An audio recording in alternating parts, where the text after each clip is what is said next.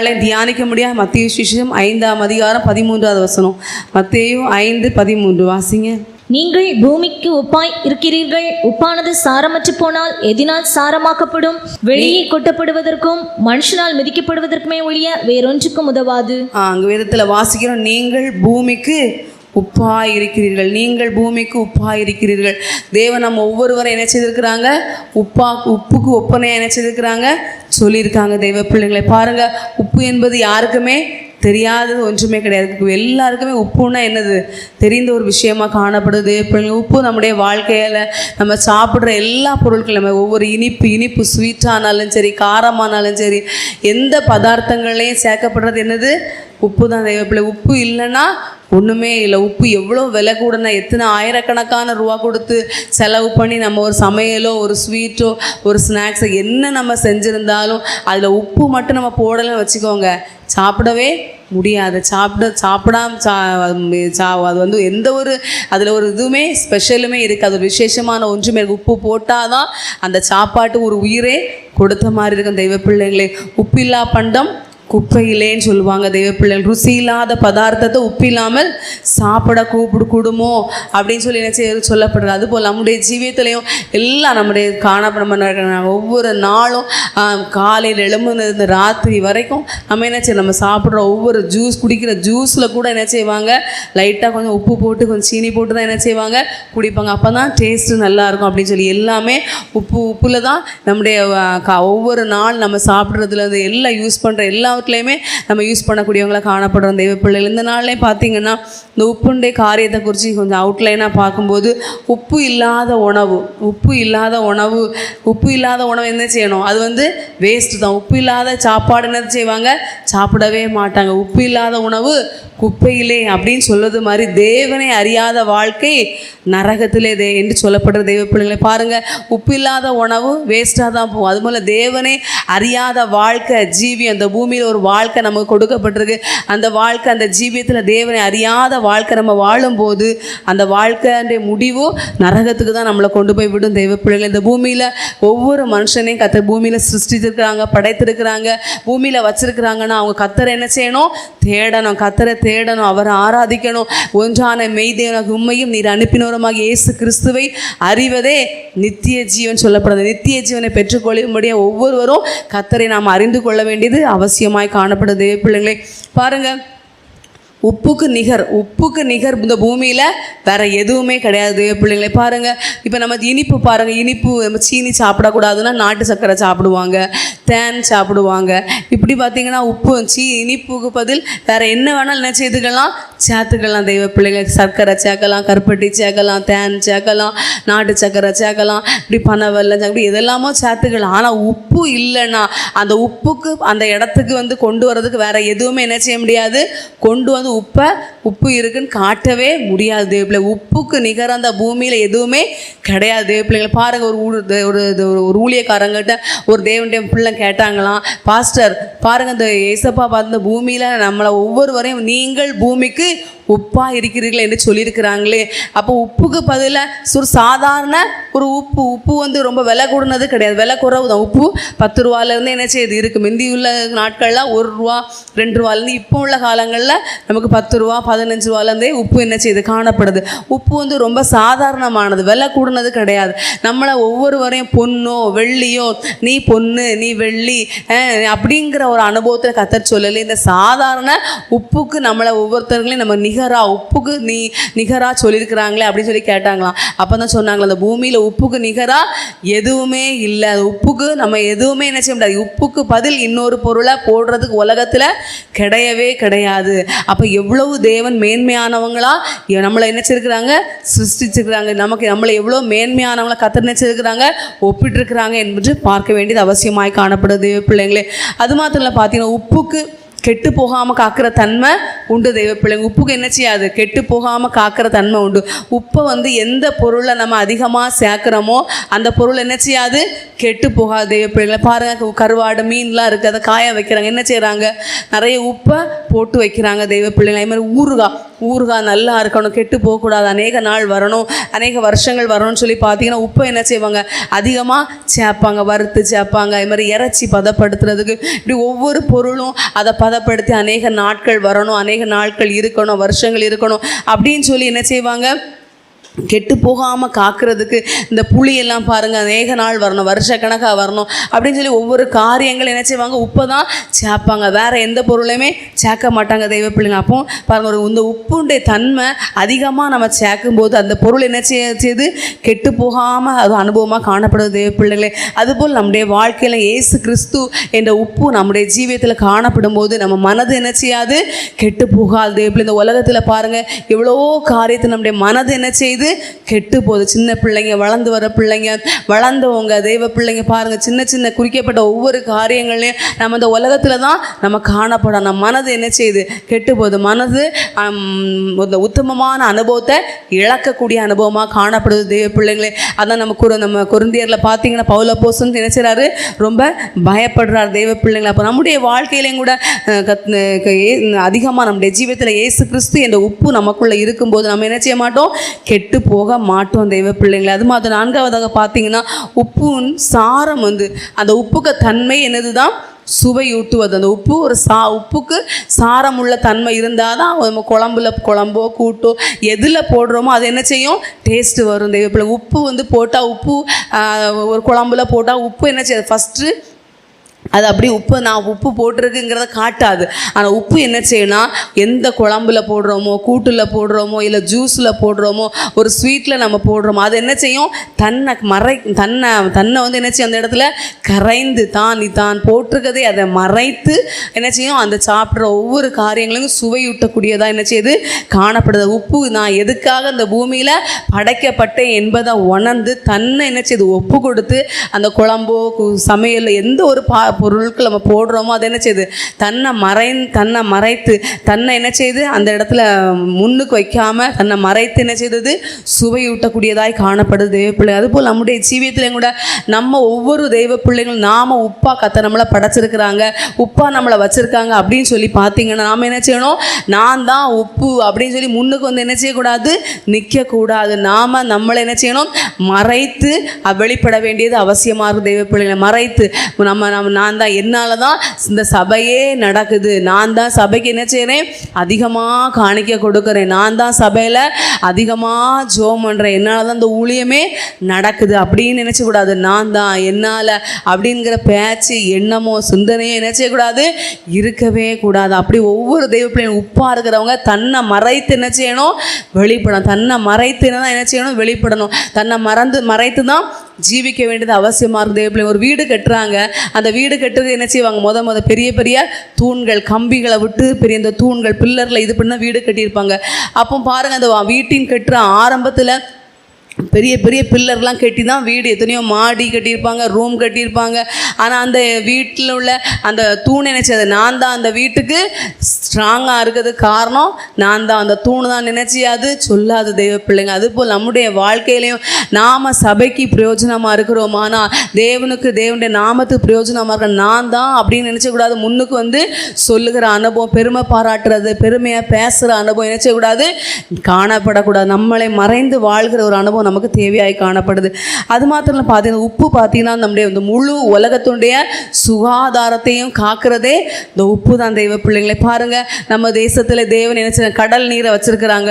இந்த கடல் நீர் என்னது, உப்பாக தான் காணப்படுது தெய்வ பிள்ளைங்களை. இந்த உப்புக்கு பதில் என்ன செய்திருக்கலாம், ஒருவேளை நல்ல தண்ணி, முனிசிபாலிட்டி தண்ணியாக இருந்ததுன்னா எவ்வளவு நல்லா இருந்திருக்கும் பார்த்தீங்களா. நல்லா போய் இன்னமும் ஏற்கனவே குளிக்க தான் செய்கிறாங்க, இன்னும் நல்லா என்ன செய்யலாம், குளிக்கலாம், ரொம்ப சந்தோஷமாக இருக்கும். அப்படி தானே தெய்வ பிள்ளைங்களை, நமக்கு அப்படி தான் தோணும். தேவன் கடல் நீராக படைத்ததுக்கு நல்ல தண்ணீராக படைச்சிருக்கலாமே. ஆனால் உண்மையாக பார்த்தீங்கன்னா அந்த உப்பு தன்மை அந்த கடல் தண்ணியில் இருக்கனால தான் அந்த பாருங்கள் கடல்களை எவ்வளவோ குப்பையாக போடுறாங்க, எவ்வளோ கெட்டு போனது, அழுகுனது, எவ்வளவோ இன்னும் இந்த போட்டு அதுன்னு சொல்லி எவ்வளோ கழிவுகள், இப்படி எந்தெந்த வம்ச கழிவுகள், மிருக கழிவு, இப்படி ஃபேக்ட்ரிகள், இப்படி எவ்வளவோ கழிவுகள் அது இதுன்னு சேர்ந்து தான் என்ன செய்யுது, கடல் நீரில் என்ன செய்யுது காணப்படுது தெய்வ பிள்ளைங்களே. ஆனால் பாருங்கள், இன்றைக்கும் கடல் தண்ணி என்ன செய்யலை, கெட்டு போகலை. கெட்டு போகாமல் இருக்கிறதுக்கு அந்த சுகாதாரம், மறுபடியும் நல்ல தண்ணி இருந்தால் கடலுக்கிட்ட என்ன செய்ய முடியாது, போகவே முடியாது. நாத்தம் தாங்க முடியும். பாருங்க, நமக்கு பக்கத்தில் ஒரு எலி செத்து போச்சு, ஒரு பூனை செத்து கிடக்குதுன்னா அதனுடைய நாத்தம் என்ன செய்யுது, நம்மளுக்கு தாங்கவே முடியாது தெய்வ பிள்ளைங்களே. அதுபோல தான் இந்த கடல் தண்ணியில் உப்பு தன்மை வைக்கலன்னு வச்சுக்கோங்க, கிட்ட யாருமே போகவே முடியாது தெய்வ பிள்ளைங்க. முழு சுகாதாரத்தையுமே பாதுகாக்கிறது என்னது தான், இந்த உப்பு தான் தெய்வ பிள்ளைங்க. அப்படிப்பட்ட விதத்தில் கர்த்தர் நமக்காக இப்படிப்பட்ட வைத்திருக்கிறாங்க தெய்வ பிள்ளைங்க. நம்முடைய ஜீவியத்திலையும் கூட நாமும் கூட இயேசு கிறிஸ்து பார்த்தீங்கன்னா அந்த உப்பாக அந்த பூமிக்கு என்ன செய்தாங்க, வந்தாங்க தெய்வ பிள்ளைங்க. இயேசு கிறிஸ்து பூமிக்கு உப்பாக வந்ததுனால தான் முழு உலகமே என்ன செய்துச்சு, பாதுகாக்கப்பட்டது. ஒவ்வொரு மனுஷனும் கெட்டு போகாமல் ஒவ்வொரு தெய்வ பிள்ளைகளை நித்திய ஜீவனை பெற்றுக்கொள்ள வேண்டும் என்று காக்கப்பட வேண்டும். அவங்க என்ன செய்யணும், தேவராஜ்யத்துக்குரிய மாற்றப்பட வேண்டும் என்று இயேசு கிறிஸ்து என்ன செய்தாங்க, இந்த பூமிக்கு வந்து தன்னையே அர்ப்பணிக்கக்கூடியவங்க, தன்னையே ஒப்பு கொடுக்கக்கூடியவங்களா காணப்படுறாங்க தெய்வ பிள்ளைங்களே. அது மாத்திரம் இல்லை, உப்புடைய ஜீவியத்தை உப்பை குறித்து பார்த்தீங்கன்னா, உப்பை நம்ம இந்த பூமியில் எந்த இடத்துல அதிகமாக நம்ம விதைக்கிறோமோ, செடிக்கு விதைக்கிறது போல் உப்பை நம்ம விதைச்சோன்னு வச்சுக்கோங்களா, அந்த இடத்துல செடியோ பூச்சி போட்டு ஒன்றுமே முளைக்காது. உங்களுக்கு ஒரு சந்தேகம் இருக்கலாம், நியாயாதிபதிகளின் புஸ்தகம் 9ஆம் அதிகாரம் 45 வாசிக்கும் போது, நியாயாதிபதிகள் 9:45 வாசித்து பார்த்தீங்கன்னா அந்த வாசிங்க. அபிமெலேக்கு அந்நாள் முழுவதும் பட்டணத்தின் மேல் யுத்தம் பண்ணி பட்டணத்தை பிடித்து அதிலிருந்த ஜனங்களை கொன்று பட்டணத்தை இடித்து விட்டு அதில் உப்பு விதைத்தான். பார்த்தீங்களா, ஏன் உப்பு விதைச்சானா, அந்த தேசத்தில் ஒரு புல் பூண்டு ஒரு பச்சை இலை கூட என்ன செய்யக்கூடாது, முளைக்கவே கூடாது. தேசத்தை அழிச்சாச்சு, ஆனால் இனி என்ன செய்யக்கூடாது, முளைக்கக்கூடாது அப்படின்னு சொல்லி நினச்சினா உப்பு விதைச்சான். உப்பு விதைச்சா என்ன செய்ய, ஒன்றுமே முளைக்காது பிள்ளைங்களே. இப்போ நம்முடைய ஜீவியத்திலையும் கூட நமக்குள்ள உப்பு என்கிற இயேசு கிறிஸ்து நமக்குள்ளே இருப்பார். ஆனால் பாவம் நமக்குள்ளே என்ன செய்ய முடியாது, பிரவேசிக்கவே முடியாது. உப்பாகிய இயேசு கிறிஸ்து நமக்குள்ளே இருப்பார். ஆனால் பாவம் என்ன செய்ய நமக்குள்ள பிரவேசிக்கவே முடியாது பிள்ளைங்க. அது மாத்திரம் இல்லை, பார்த்தீங்கன்னா நம்ம உண்மையான உப்பா நம்ம ஒவ்வொரு தெய்வ பிள்ளைகளும் உப்பா நம்ம காணப்படுவோமானா, சமுத்திரத்துலேருந்து பாருங்க உள்ள உப்பு, கடல் நீரில் உப்பு இருக்குது. அந்த உப்பை கடல் நீர்லேருந்து என்ன செய்ய முடியாது, பிரிக்கவே முடியாது. பிரிக்கவே முடியாது. அப்படி பிரிக்க முடியாத அனுபவமாக காணப்படுவது போல் நம்ம ஏசப்பா மேலே வச்சிருந்த அன்பை நம்ம என்ன செய்ய முடியாது, பிரிக்கவே முடியாது தேவப்பிள்ளை. நம்ம உண்மையான உப்பா நம்ம காணப்படுவோமானா, கர்த்தராகிய இயேசு கிறிஸ்துவின் மேலே வைத்த நம்ம அன்பை நம்ம என்ன செய்ய முடியாது, பிரிக்கவே முடியாது தேவப்பிள்ளை. அப்போ நம்முடைய ஜீவியத்தில் நாமும் கூட இந்த உப்புடைய தன்மை முடியவர்கள் நம்ம ஜீவிக்க வேண்டியது அவசியமாக இருக்கும். ரோமருடைய புஸ்தகம் 8:36 38 வரைக்கும் அந்த வசனத்தை வாசிக்கும். கிறிஸ்துவின் அன்பை விட்டு என்னை பிரிப்பவன் யார் என்று சொல்லப்படும். அப்போ நம்முடைய வாழ்க்கையில் அப்படிப்பட்டதான உப்பாக நாம் காணப்பட வேண்டியது அவசியமாக தேவப்பிள்ளை. இந்த உப்புடைய அனுபவத்தில் இந்த உப்புலேருந்து இந்த நாளில் நம்ம தியானிக்க போகிற காரியங்கள் என்ன என்பதை நம்ம முதலாவது தியானிக்க போகிறோம். முதலாவதாக பார்த்தீங்கன்னா, உப்பு எப்படி காணப்படுது, உப்புடைய கலர் என்னன்னு சொல்லி பார்த்தீங்கன்னா, உப்பு எப்படி இருக்கும், உப்புடைய நிறம் வெண்மை நிறமாக காணப்படுது தேவப்பிள்ளைகளை.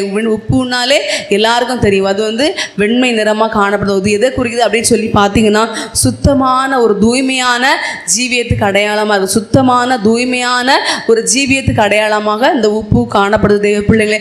ஏசப்பா கூட சொல்லியிருக்கிறாங்க, 1 பேதுருடைய புஸ்தகம் 1:16 வாசிக்கும்போது, 1 பேதுரு 1:16 வாசிக்கும்போது வாசிங்க. நான் பரிசுத்தர் ஆகையால் நீங்களும் பரிசுத்தராய் இருங்கள் என்று எழுதியிருக்கிறது. அங்கு தேவன் சொல்லுகிறாரு, நான் பரிசுத்தர் ஆகையால் நீங்களும் எனக்கேற்ற பரிசுத்தராய் இருங்கள் என்று சொல்லப்படுகிற தெய்வ பிள்ளைகள். அது மாத்திரமல்ல, ஏசாயாவுடைய புஸ்தகம் 6:13, லேவியராகம் 11:45 வாசிக்கும் போது, சேனைகளின் கர்த்தர் பரிசுத்தர் பரிசுத்தர் என்று சொல்லப்படுற தெய்வ பிள்ளைகள். நம்முடைய ஏசப்பா பரிசுத்தராக இருக்கிறாங்க. ஆகையினால் நம்ம எல்லாரும் தெய்வ ஜனங்களும் பரிசுத்தமுள்ளவர்களாக நம்ம என்ன செய்யணும், காணப்பட வேண்டியது அவசியமாக. இந்த உப்பு சுத்தமான தூய்மையான ஒரு ஜீவியமாக காணப்படுவது போல நம்முடைய ஜீவியத்தில் நம்முடைய கர்த்தராகிய இயேசு கிறிஸ்து பரிசுத்தராக இருக்கிறது போல நாமும் நம்முடைய நடக்கைகள், பேச்சு எல்லாவற்றிலும் நம்ம பரிசுத்தமுள்ளவர்களாக காணப்பட வேண்டியது அவசியமாக இருக்கு தேவப்பிள்ளை. இருதயத்தில் கசப்பு வைராக்கியம் இல்லாத ஒரு அனுபவம், இருதயத்தில் கசப்புகள் வைராக்கியம் இல்லாத ஒரு தூய்மையான அனுபவத்தை தான் இது காணப்படுது தேவப்பிள்ளைகள். அது மாத்திரம் பரிசுத்தம் அப்படிங்கிற வார்த்தைக்கு அர்த்தமே வேறு பிரிதல் என்று அர்த்தமாகும் தெய்வ பிள்ளைகளே. அதான் வேதத்தில் வாசிக்கும் போது அப்போஸ்தலர்கள் 2:40 வாசிக்கும். அப்போஸ்தலர்கள் 2:40 வாசிக்கும் போது இன்னும் அநேக வார்த்தைகளாலும் சாட்சி கூறி மார்பாடுள்ள இந்த சந்ததியை விட்டு விலகி உங்களை ரட்சித்துக் கொள்ளுங்கள் என்றும் புத்தி சொன்னான். வேதத்தில் வாசிக்கும் இந்த மாறுபாடுள்ள சந்ததியை விட்டு விலகி உங்களை ரட்சித்துக் கொள்ளுங்கள் என்று சொல்லப்பட்ட தெய்வ பிள்ளைங்க. இந்த பூமியில் நம்ம வாழ்ந்து கொண்டிருக்கிறோம். ஆனால் நம்முடைய ஜீவியத்தில் எல்லாவற்றிலையும் கூட நம்ம என்ன செய்யணும்? ஒரு மாறுபாடுள்ள சந்ததியை விட்டு விலகி நம்மை ரட்சித்து காத்து நம்ம ஒவ்வொருத்தருடைய ஆத்மாவை காத்து கொள்ளுகிற ஒரு அனுபவம் நமக்கு தேவையாய் காணப்படுது தெய்வ பிள்ளைங்க. அது மாத்திரம் வேதத்தில் வாசித்து பார்த்தீங்கன்னா எஸ்தருடைய புஸ்தகம் 3ஆம் அதிகாரம் 8வது வசனம், எஸ்தர் 3:8 வாசிக்கும் போது வாசிங்க. அப்பொழுது ஆமான் அகாஸ்வேரு ராஜாவை நோக்கி, உம்முடைய ராஜ்யத்தின் சகல நாடுகளிலும் உள்ள ஜனங்களுக்குள்ளே ஒருவித ஜனங்கள் சிதறுண்டு பரம்பி இருக்கிறார்கள். அவர்களுடைய வழக்கங்கள் சகல ஜனங்களுடைய வழக்கங்களுக்கும் விகற்பமாயிருக்கிறது. பாருங்க, அவர்கள் எல்லாருடைய எல்லா ஜனங்களுடைய பழக்கங்களுக்கும் உங்களுக்கு என்ன செய்தாங்க?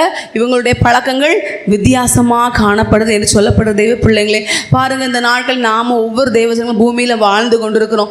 நம்மளை பார்த்து மற்றவங்க இவங்க வந்து நம்மளை போல கிடையாது, இவங்களுடைய பழக்க வழக்கங்கள் வித்தியாசமானவங்களாக காணப்படுறாங்க அப்படின்னு சொல்லக்கூடிய இடத்துல நம்முடைய ஜீவியம் காணப்படுகிறதா என்பதை நாம் ஆராய்ந்து பார்க்க வேண்டியது அவசியமாக தெய்வ பிள்ளைகள். நாம் மற்ற உலகத்தார் ஜனங்களை போலவே நம்முடைய ஜீவியம் காணப்படுகிறதா? நம்ம மற்ற ஜனங்களை போலவே நாம் ஜீவிக்கிறோமா? நம்முடைய பேச்சு எப்படி இருக்குது? நம்முடைய நடக்க எப்படி இருக்குது? நம்முடைய வஸ்திரங்கள் எப்படிப்பட்ட அனுபவமாக காணப்படுகிறது என்பதை நாம் ஆராய்ந்து பார்க்க வேண்டியது இருக்குது. சகல ஜனங்களுடைய வழக்கங்களுக்கும் விகற்பமாக இருக்கிறது.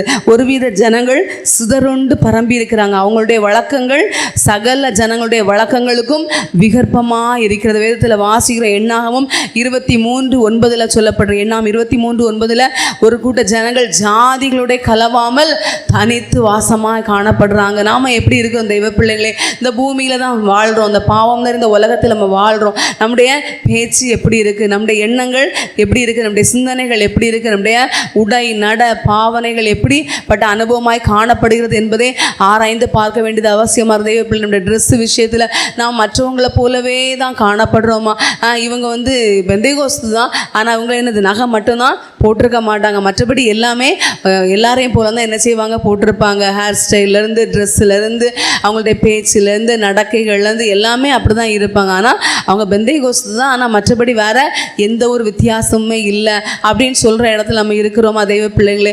பாருங்கள், நம்முடைய ஜீவியத்தில் எல்லா விதத்துலையும் ஆண்டோடைய பிள்ளைங்க ஒரு பரிசுத்தமான ஒரு வேறு பிரிக்கிற ஒரு அனுபவத்தில் நம்முடைய நடைகள் எல்லாவற்றிலையுமே ஒரு பரிசுத்தமான ஒரு வேறு பிரிக்கப்படுகிற அனுபவம் நமக்கு தேவையாய் காணப்படும். இந்த உலகத்தில் மற்றவங்க கூட தான் சேர்ந்து ஸ்கூல் படிக்கலாம், காலேஜ் படிக்கலாம், வேலை பார்க்கலாம், எல்லாம் நம்ம பண்ணலாம் தெய்வ பிள்ளைங்க. ஆனால் நம்மளை பார்த்து அவங்க என்ன செய்யணும்?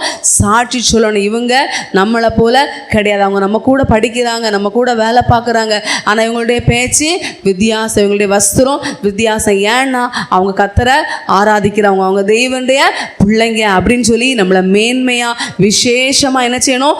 சொல்லுகிற விதத்தில் நம்முடைய ஜீவியம் காணப்பட வேண்டியது அவசியமாய் காணப்படுது தெய்வ பிள்ளைங்களே. விதத்தில் வாசித்து பார்த்தீங்கன்னா 2 ராஜாக்களின் புஸ்தகம் 4ஆம் அதிகாரம் 9ஆம் வசனத்தை வாசிக்கும்போது 2 ராஜாக்கள் 4:9 வாசிக்கும்போது வாசிங்க.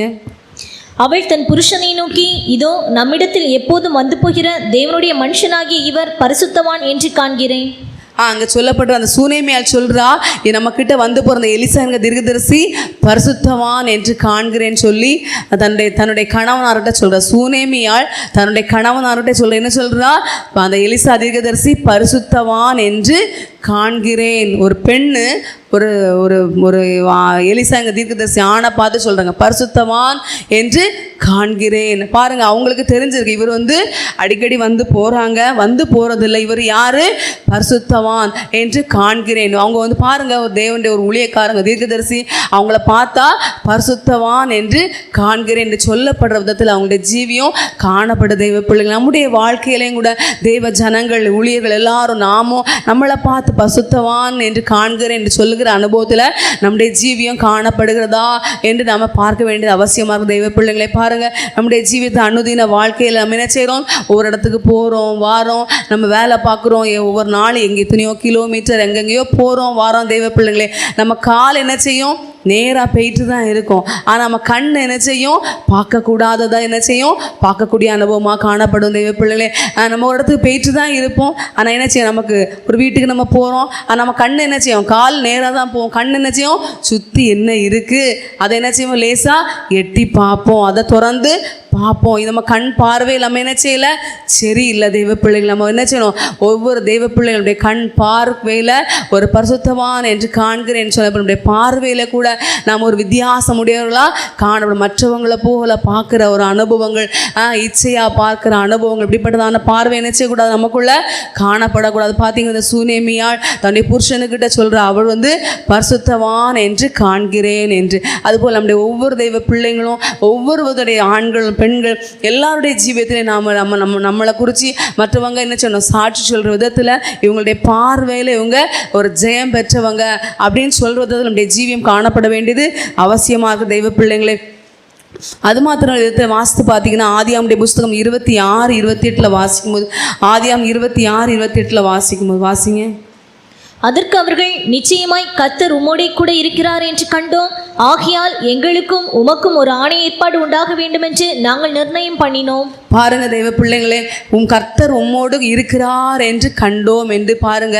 ஈசாக்கு வெட்டின துறவுகள் எல்லாம் என்ன செய்தாங்க, தூர்த்து இது எங்களுடையதுன்னு சொல்லி என்ன செய்தாங்க, வாங்கி கொண்டு போனாங்க.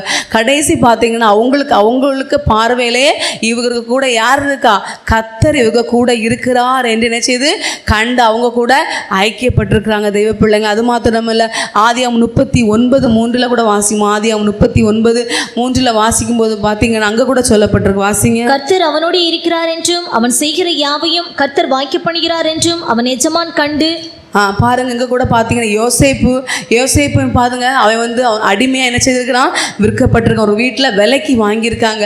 அந்த வீட்டில் விலைக்கு வாங்கின வீட்டில் அவன் என்ன செய்யணும், வீட்டில் உள்ள எல்லா வேலைகளையும் அவன் செய்யணும். அப்படிப்பட்ட அனுபவத்தில் காணப்படும் போது பார்த்தீங்கன்னா அவனுக்கு கொடுக்கப்பட்ட எல்லா வேலையும் அந்த எஜமான் என்ன செய்கிறார், பார்க்குறார். கொடுக்கப்பட்ட எல்லா வேலையும் இந்த பையன் என்ன செய்யறான், நேர்த்தியாக செய்கிறான். இவன் எதை செய்கிறானோ அது ஆசீர்வாதமாக இருக்கு, அது வாய்க்கப்படுகிறது. இவன் கையை தொட்டது, இவன் செய்கிறது ஒன்றும் விளங்காமல் போல எல்லாத்துலேயும் ஒரு பிளஸ்ஸிங். மற்ற நாட்டில் 10% ஆசீர்வாதம் இவன் செய்யும்போது ஒரு 50% ஆசீர்வாதமாக இருக்குது. இந்த பையனுக்கிட்ட ஒப்பு கொடுக்குற எல்லாமே பெர்ஃபெக்டாக இருக்குது. நமக்கு ஒரு ஆசீர்வாதம் தான் சொல்கிற விதத்தில், அவங்க வாயால் பார்க்குறது மாத்திரம் இல்லை, வாயால் சொல்கிற விதத்தில் அவனுடைய ஜீவியம் காணப்படுது. கர்த்தர் கூட இருக்கிறார், ஆண்டவர் கூட இருக்கிறதுனால தான் இந்த ஆசீர்வாதம் உண்டாச்சுன்னு சொல்கிற விதத்தில் அவனுடைய ஜீவியம் காணப்பட தெய்வ பிள்ளைங்க. அதுபோல தான் நம்மளை பார்த்து மற்றவங்க என்ன செய்யணும், சொல்லணும். ஒரு பரிசுத்தமான ஒரு வேறு பிரிக்கப்பட்ட வாழ்கிற தெய்வ பிள்ளைகளாகிய நம்முடைய ஜீவியத்தை பார்த்து என்ன செய்யணும், சொல்லணும். இவங்க கூட கர்த்தர் இருக்கிறாங்க, இவங்க கூட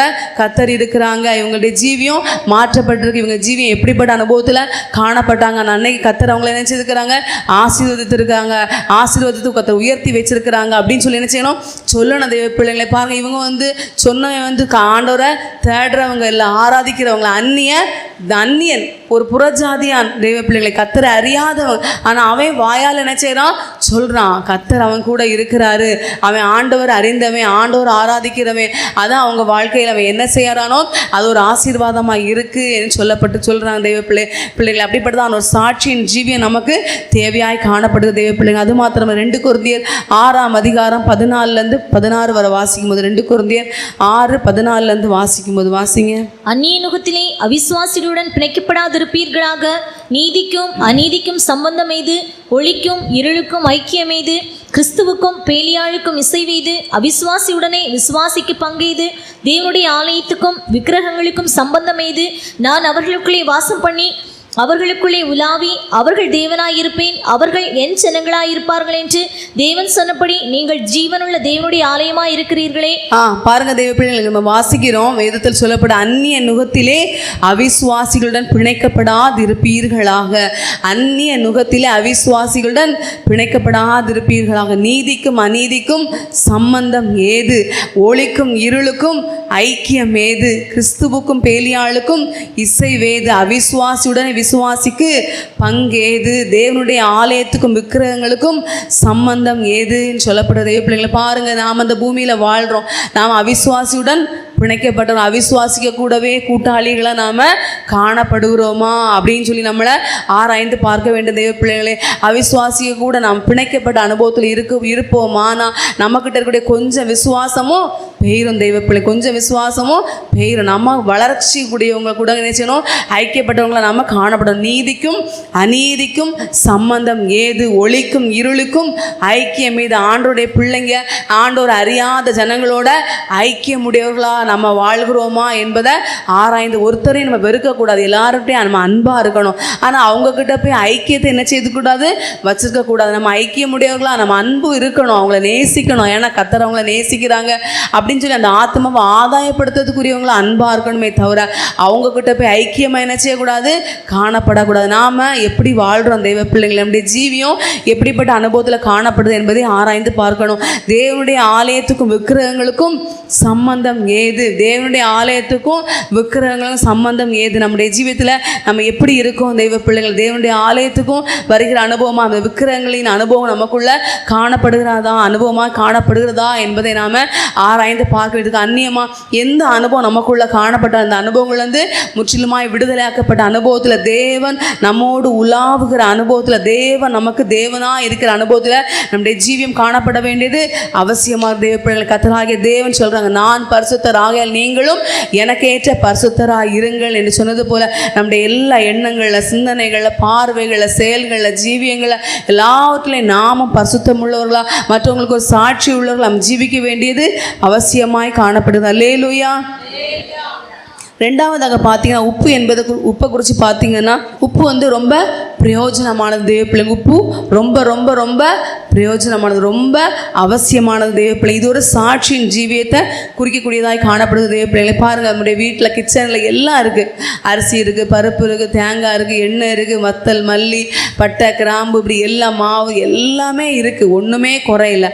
இல்லாதது ஒன்றே ஒன்று, உப்பு மட்டும் இல்லை அப்படின்னு சொல்லி பார்த்தீங்கன்னா, அன்னைக்கு சமையலில் நம்ம என்னத்தை தான் செஞ்சாலும் அது ஒன்றுமே இல்லாத ஒரு அனுபவம் தான். அந்த வீட்டில் எல்லாம் இருக்குது, ஆனால் உப்பு மட்டும் இல்லைன்னா எல்லாம் இருந்துமே வேஸ்ட்டு தான் தெய்வ பிள்ளைங்க. ஆனால் உப்பு தான் பிரதானமானதாக, ரொம்ப பிரயோஜனம் உள்ளதாக காணப்படுது தெய்வ பிள்ளைங்க. அப்போ நம்முடைய ஜீவியத்திலையும் கூட இப்படிப்பட்ட ஒரு சாட்சியின் ஜீவியம் நமக்கு தேவையாய் காணப்படுது. வேதத்தில் வாசித்து பார்த்தீங்கன்னா, எபிரேயருடைய புஸ்தகம் 11:4 வாசிங்க. எபிரேயர் 11:4 வாசிக்கும் போது வாசிங்க. விசுவாசத்தினாலே ஆபேல் காயினுடைய பலியிலும் மேன்மையான பலியை தேவனுக்கு செலுத்தினான். அதனாலே அவன் நீதிமான் என்று சாட்சி பெற்றான். அவனுடைய காணிக்கைகளை குறித்து தேவனே சாட்சி கொடுத்தார். அவன் மரித்தும் இன்னும் பேசுகிறான். நம்ம வாசிக்கலாம் தெய்வ பிள்ளைகளை, காயினுடைய பலியிலும் ஆபேலுடைய பலி மேன்மையாய் காணப்படுது என்று தேவனை என்ன செய்தாங்க? சாட்சி கொடுத்தாங்க. பாருங்கள், அந்த பூமி கர்த்தர் சிருஷ்டித்த ஆரம்ப நாள் முதற்கொண்டு அவங்க முத என்ன செய்தாங்க? கர்த்தருக்கு என்று காணிக்கை செலுத்தினாங்க. காணிக்கை செலுத்தினதான் அந்த அனுபவத்தில் பார்த்தீங்கன்னா, ஆபேல் என்ன செய்தான்? மந்தையின் தலையீற்றுகளிலும் அவைகளிலும் கொழுமையான சிலவற்றை என்ன செய்தான்? கொண்டு வந்தான். காயின் என்ன செய்தான்? சில காய்கறிகள் கொஞ்சம் என்ன செய்தான்? அவனுக்கு தோன்றதை கொண்டு வந்தான். ஆபேலுடைய காணிக்கை அப்படி இல்லை, கொழுமையானதா, முதல் தரமானதா, மேன்மையானதா என்ன செய்துச்சு? காணப்பட்டது தெய்வ பிள்ளைங்களை. கர்த்தர் என்ன செய்தாங்க? அந்த காணிக்கையை அங்கீகரித்தாங்க என்று கர்த்தரை என்ன செய்கிறாங்க? சாட்சி கொடுக்குறாங்க. நம்முடைய ஜீவியத்திலையும் கூட நாமும் நம்ம தேவனுக்கு என்று கொடுக்குற காரியத்தில் நாம் எப்படிப்பட்டவங்களா காணப்படுறோம் தெய்வ பிள்ளைங்களே? தேவனுக்கு நம்ம ஊழியக்காரங்களுக்கு, ரெண்டாவது ஊழியக்காரங்களுக்கு நான் கர்த்தருக்கு என்று கொடுக்குறேன். இது என்னுடைய தசம பாகமாக சரி, என்னுடைய வருமானம், வீட்டில் விளைஞ்ச ஒரு காய்கறியானாலும் சரி, எதுவானாலும் அந்த எந்த ஒரு விளைவின் முதற் பலன்கள் கர்த்தருக்குரியது. அந்த கர்த்தருக்குரிய காரியங்களை மனப்பூர்வமாக, சந்தோஷமாக, உற்சாகமாக நான் கொடுக்கணும். உற்சாகமான காணிக்கையெல்லாம் நான் கர்த்தர் பிரியமாக இருக்கிறாங்க விதத்தில் வாசிக்கணும் தெய்வ பிள்ளைங்களை. நம்முடைய பலிகள் எப்படிப்பட்ட அனுபவமாக காணப்படுகிறது என்பதை ஆராய்ந்து பார்க்க வேண்டியதாக காண வேண்டியதாக அவசியமாக இருக்கும் தெய்வ பிள்ளைங்களே. ரெண்டாவதாக பார்த்தீங்கன்னா, எபிரேயருடைய புஸ்தகம் 11ஆம் அதிகாரத்தில் வாசித்து பார்த்தீங்கன்னா, ஏனோக்கை குறித்து சொல்லப்பட்டிருக்கு. விதத்தில் வாசிக்கும் போது வாசிங்க. விசுவாசத்தினாலே ஏனோக்கு மரணத்தை காணாதபடிக்கு எடுத்துக்கொள்ளப்பட்டான். தேவன் அவனை எடுத்துக்கொண்டபடியினாலே அவன் காணப்படாமற் போனான். அவன் தேவனுக்கு பிரியமானவன் என்று அவன் எடுத்துக்கொள்ளப்படுவதற்கு முன்னமே சாட்சி பெற்றான். பார்த்தீங்களா? ஏனோக்கு குறித்து நம்ம வாசித்து பார்த்தீங்கன்னா, 5வது வசனத்தில் விசுவாசனால ஏனோக்கு மரணத்தை காணாதபடிக்கு எடுத்துக்கொள்ளப்பட்டான். தேவன் அவனை எடுத்துக்கொண்டபடினாலே அவன் தேவனுக்கு பிரியமானவன் என்று எடுத்துக்கொள்ளப்படுவதற்கு முன்பாகவே சாட்சி பெற்றான். அந்த பூமியில் தேவனோடு அவன் சஞ்சரித்தான், வாழ்ந்தான். அதுக்காக அவன் நினைச்சல தேவனுக்கு பிரியமானவன் சொல்லப்படலை. தேவனுக்கு அவன் பூமியிலிருந்து எடுத்துக்கொள்ளப்படுவதற்கு முன்பாகவே தேவனுக்கு பிரியமானவன் என்ற சாட்சியை பெற்றான் தேவ பிள்ளைங்க. நம்முடைய சாட்சி எப்படிப்பட்ட எப்படிப்பட்ட அனுபவமாக இருக்குது. நம்மளை பார்த்து தேவன் நீ எனக்கு பிரியமானவன் அப்படின்னு சொல்கிற அனுபவத்தில் நம்முடைய ஜீவியம் காணப்படுகிறதா என்பதே ஆராய்ந்து பார்க்க வேண்டிய அவசியமாக. தேவன் நம்மளை பார்த்து சாட்சி சொல்கிற அனுபவத்தில் நம்முடைய ஜீவியம் காணப்படுகிறதா என்பதை நாம் ஆராய்ந்து பார்க்க வேண்டியது அவசியமாக இதையே காணப்படும் தேவ பிள்ளைங்க. அது மாத்திரமல்ல, யோபுடைய புஸ்தகம் 1:8 வாசிக்கும். யோபு 1:8 வாசிக்கும் போது, கர்த்தர் சாத்தானை நோக்கி, என் தாசனாகிய யோபின் மேல் கவனம் வைத்தாயோ? உத்தமனும் சன்மார்க்கனும் தேவனுக்கு பயந்து பொல்லாப்புக்கு விலகுகிறவனுமாகிய அவனைப் போல பூமியில் ஒருவனும் இல்லை என்றார். பாருங்க, தேவன் சாத்தானுகிட்டே சொல்றாங்க, உத்தமனும் சன்மார்க்கனும் தேவனுக்கு பயந்து பொல்லாப்புக்கு விலகுகிறவனுமாகிய அவனை போல பூமியில ஒருவனும் இல்லை என்று வேற ஒரு மனுஷங்க கிட்ட சொல்லல தேவ பிள்ளைங்களை. சாத்தானுகிட்ட கர்த்தர் சாட்சி கொடுக்குறாங்க, அவனை போல பூமியில ஒருவனும் இல்லை. தாசனாகி யோபின் மேல் கவனம் வைத்தாயோ என்று கேட்குறாங்க தேவ பிள்ளைங்களை. பாருங்க, கர்த்தர் என்ன செய்றாங்க, சவால் விடுறாங்க. என் பிள்ளை அவனை பூமியில ஒருவனும் இல்லைன்னு சாட்சி கொடுக்குறாங்க தேவ பிள்ளைங்க.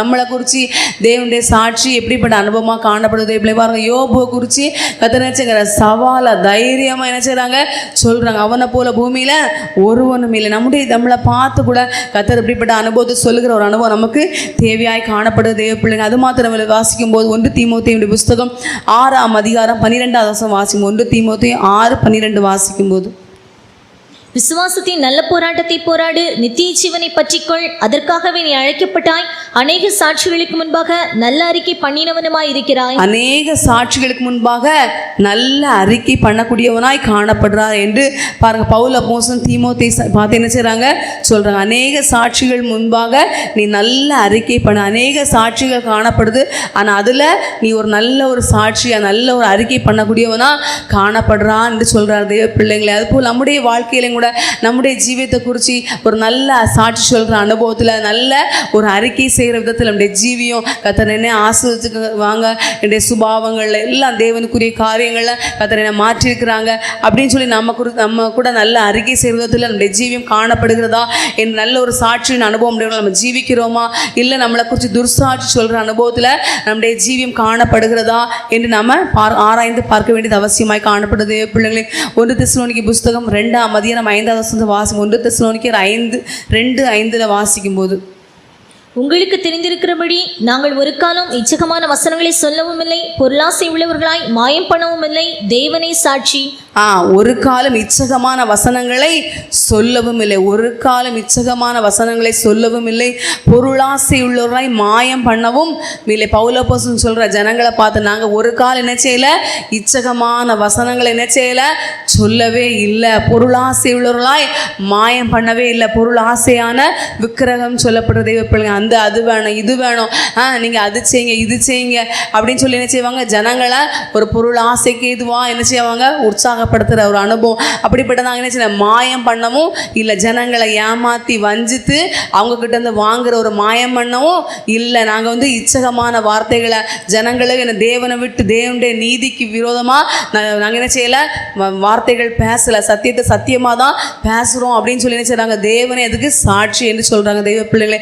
பாருங்கள், நான் அப்படிப்பட்டதான் ஒரு நல்ல ஒரு சாட்சி ஊழியக்காரங்களுக்கும் ஒரு நல்ல ஒரு சாட்சி, ஒரு பொருள் ஆசை உள்ளவர்களாய் மாயம் பண்ணவும் இல்லை. இந்த நாட்களில் பார்த்தீங்க அநேக இடங்களில் தேவனுடைய சில சபைகளில் பார்த்தீங்கன்னா அவங்களுக்கு அது ஊழியக்காரர்கள் எதுவும் தேவைன்னா என்ன செய்வாங்க, ஜனங்களை ட்விஸ்ட் பண்ணி விட்டுருவாங்க, ஜனங்களை கொஞ்சம் இது பண்ணி விட்டுருவாங்க. அவங்க என்ன செய்வாங்க, ஜனங்களை அப்படி இது பண்ணி அவங்க என்ன செய்வாங்க, அவங்களுடைய எல்லா தேவைகளையும் சந்திக்கப்படுற அப்படி பலவிதமான அனுபவங்கள்லாம் காணப்படுது பிள்ளைங்களே. ஆனால் அப்படிப்பட்டதான ஒரு இல்லாத ஒரு ஜனங்களுக்குள்ள சத்தியத்தை சத்தியமாக போதிக்கிற ஒரு அனுபவம், சத்தியவசனத்தை சத்தியத்தை சொன்னதுனால சத்துருவானோனோ அப்படின்னு சொல்கிற ஒரு அனுபவம் தான் நம்ம சமயங்களில் காணப்படுது பிள்ளைங்க. இப்படியெல்லாம் சொல்கிறாங்க, இப்படியெல்லாம் போதிக்கிறாங்க, இப்போ அப்படி தான் நம்ம சபையை குறித்து என்ன சொல்லப்படுற இப்படிப்பட்ட நல்ல ஒரு சாட்சியின் அனுபவம் தேவையாய் காணப்படும். அது மாத்திரம் வேதத்தில் ஏசப்பா இன்னும் சாட்சின்னு சொல்லிட்டு போனால் நிறைய சாட்சிகள் சொல்ல வேதத்தில் ஏசப்பா சொல்கிறாங்க, இதோ கபடற்ற உத்தம இஸ்ரவேலன்னு சொல்லி நாத்தான் வேலை பார்த்து சொல்கிறாங்க. கபடற்ற உத்தம இஸ்ரவேல், எந்த ஒரு கபடு சூது வாது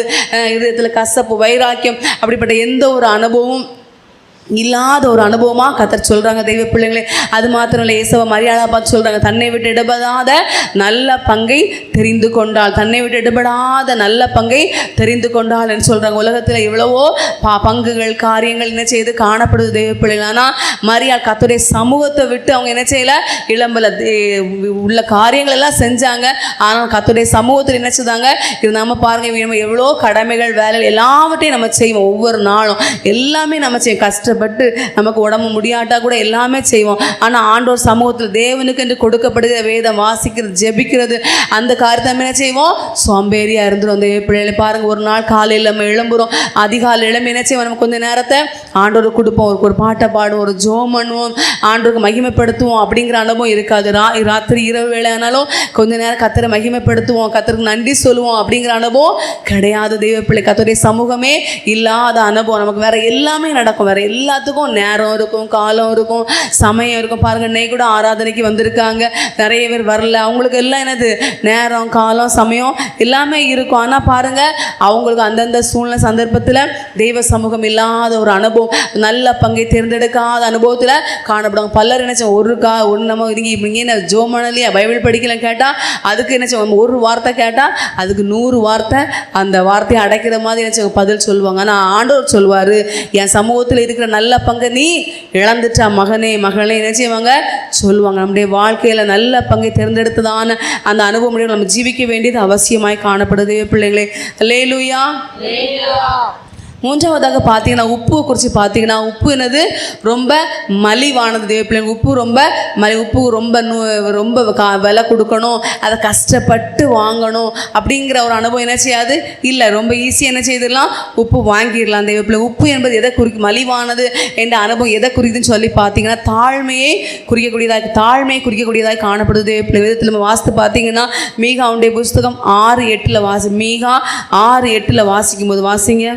மனுஷனே, நன்மை இன்னதென்று அவர் உனக்கு அறிவித்திருக்கிறார். நியாயம் செய்து இரக்கத்தை சிநேகித்து உன் தேவனுக்கு முன்பாக மனத்தாழ்மையாய் நடப்பதே அல்லாமல் வேறே எண்ணத்தை கர்த்தர் உன்னிடத்தில் கேட்கிறார்.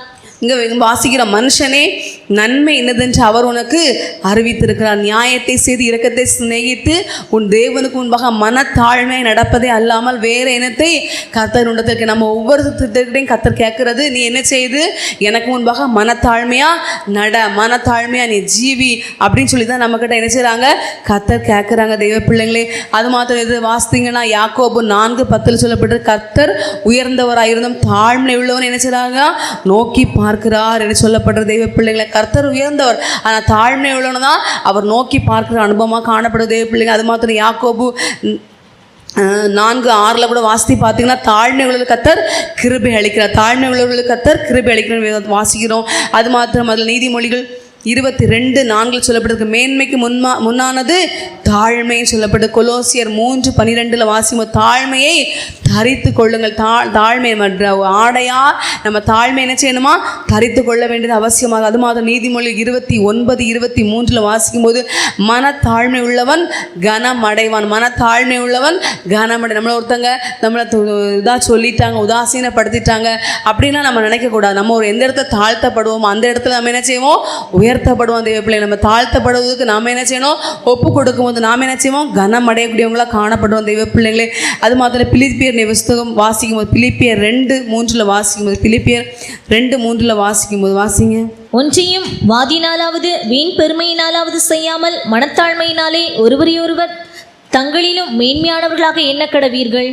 நம்ம மற்றவங்களை மேன்மையா என்னை விட அவங்க மேன்மையானவங்க நம்ம நினைக்கிறதே தாழ்மை தான் தேவ பிள்ளை. என்னை விட மற்றவங்க, ஒவ்வொரு விசுவாசிகளும் தேவ ஜனங்களும் ஊழியக்காரங்களும் மற்றவங்கள மேன்மையாக அவங்க என்னை விட மேன்மையானவங்க நம்ம நினைக்கிறோம்ல, அதுவே நம்மக்கிட்ட தாழ்மை இருக்குது என்பதுக்கு அடையாளம் தான் தேவ பிள்ளைங்க. நாம் அப்படி நினைக்கிறோமா, என்னை விட மற்றவங்க மேன்மையானவங்க நம்ம நினைக்கிறோமா தேவ பிள்ளைங்களே?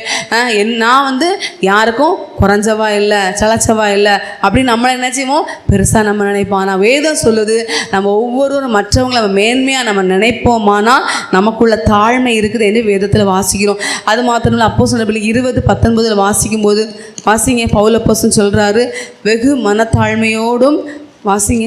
வெகு மனத்தாழ்மையோடும் மிகுந்த கண்ணீரோடும் யூதருடைய தீமையான யோசனைகளால் எனக்கு நேரிட்ட சோதனைகளோடும் நான் கர்த்தரை சேவித்தேன். பாருங்க, பவுலப்போஸ்தலன் சொல்றார், அவருக்கு எவ்வளவோ பாடு, கஷ்டம், நிந்த, அவமானம், இப்படி பலவிதமான பாதைகளில் போனாங்க தெய்வ பிள்ளைங்களே. அப்படி போன பாதை எல்லாவற்றிலையும் பார்த்தீங்கன்னா வெகு மனத்தாழ்மையோட பவுலப்போஸ்தலன் ஜீவித்தாராம், ஊழியம் செய்தாராம், கர்த்தரை சேவித்தாராம் தெய்வ பிள்ளைங்க. நம்முடைய வாழ்க்கையிலையும் கூட நாம் என்ன நமக்குள்ள நிறைய ஊழியம் செய்கிறோம், நம்ம கிருபை இருக்குது, அபிஷேகம் இருக்குது, அது இருக்குது, இது இருக்குன்னு சொல்லி நமக்குள்ள என்ன செய்யக்கூடாது, பெருமை வரக்கூடாது. பிள்ளைங்களை பாருங்க, பவுலப்போஸ்தலனுடைய ஜீவியத்தில் அவர் என்ன செய்தாரு, கர்த்தர் அவரை பயங்கரமாக வல்லமையாக எடுத்து பயன்படுத்த அற்புதங்கள், அடையாளங்கள் பாருங்க, அவரை சிறை கைதியாக கூட்டிட்டு போனாங்க. அப்படிப்பட்ட இடத்துல கூட பாருங்க, கர்த்தரை பற்றி என்ன செய்றாங்க சொல்லி அந்த இடத்துல ஒரு ரட்சிப்புக்கு ஏதுவா அந்த இடத்துல தேவனுடைய நான் மயப்படுற ஒரு பாத்திரமாக காணப்படுறாரு. சிறைச்சாலையில் கொண்டு வந்து வைக்கிறாங்க. அந்த இடத்துல என்ன செய்கிறாங்க, தேவன் துதித்து பாட்டு பாடுறாங்க. அந்த இடத்துல ஒரு விடுதலை, அந்த இடத்துல பூமியை ரெண்டாக பழக்கிற ஒரு அனுபவத்தில் அந்த சிறைச்சாலைக்காரன் என்ன செய்யலாம், அவன் குடும்பம் ரட்சிக்கப்படுது. இதெல்லாம் பார்த்து அவர் என்ன செய்யலை, பெருமைப்படலை தெய்வ பிள்ளைங்களே. அவர் என்ன செய்யலை, பெருமையில் உச்சக்கட்டத்தில் போகலை. கர்த்தர் என்ன கொண்டு அற்புதங்களை செஞ்சாங்க. அநேக அவருடைய உருமால்கள், அவருடைய வஸ்திரம், அவர் நடந்து போன ஒரு நிழல் பட்டு எல்லாம் கர்த்தர் சுகத்தை கொடுத்து இப்படி எவ்வளவோ அற்புதங்கள், அடையாளங்கள் பாருங்க. அவரோட தீவில் அவர் தப்பி கூட்டிகிட்டு போகிறாங்க.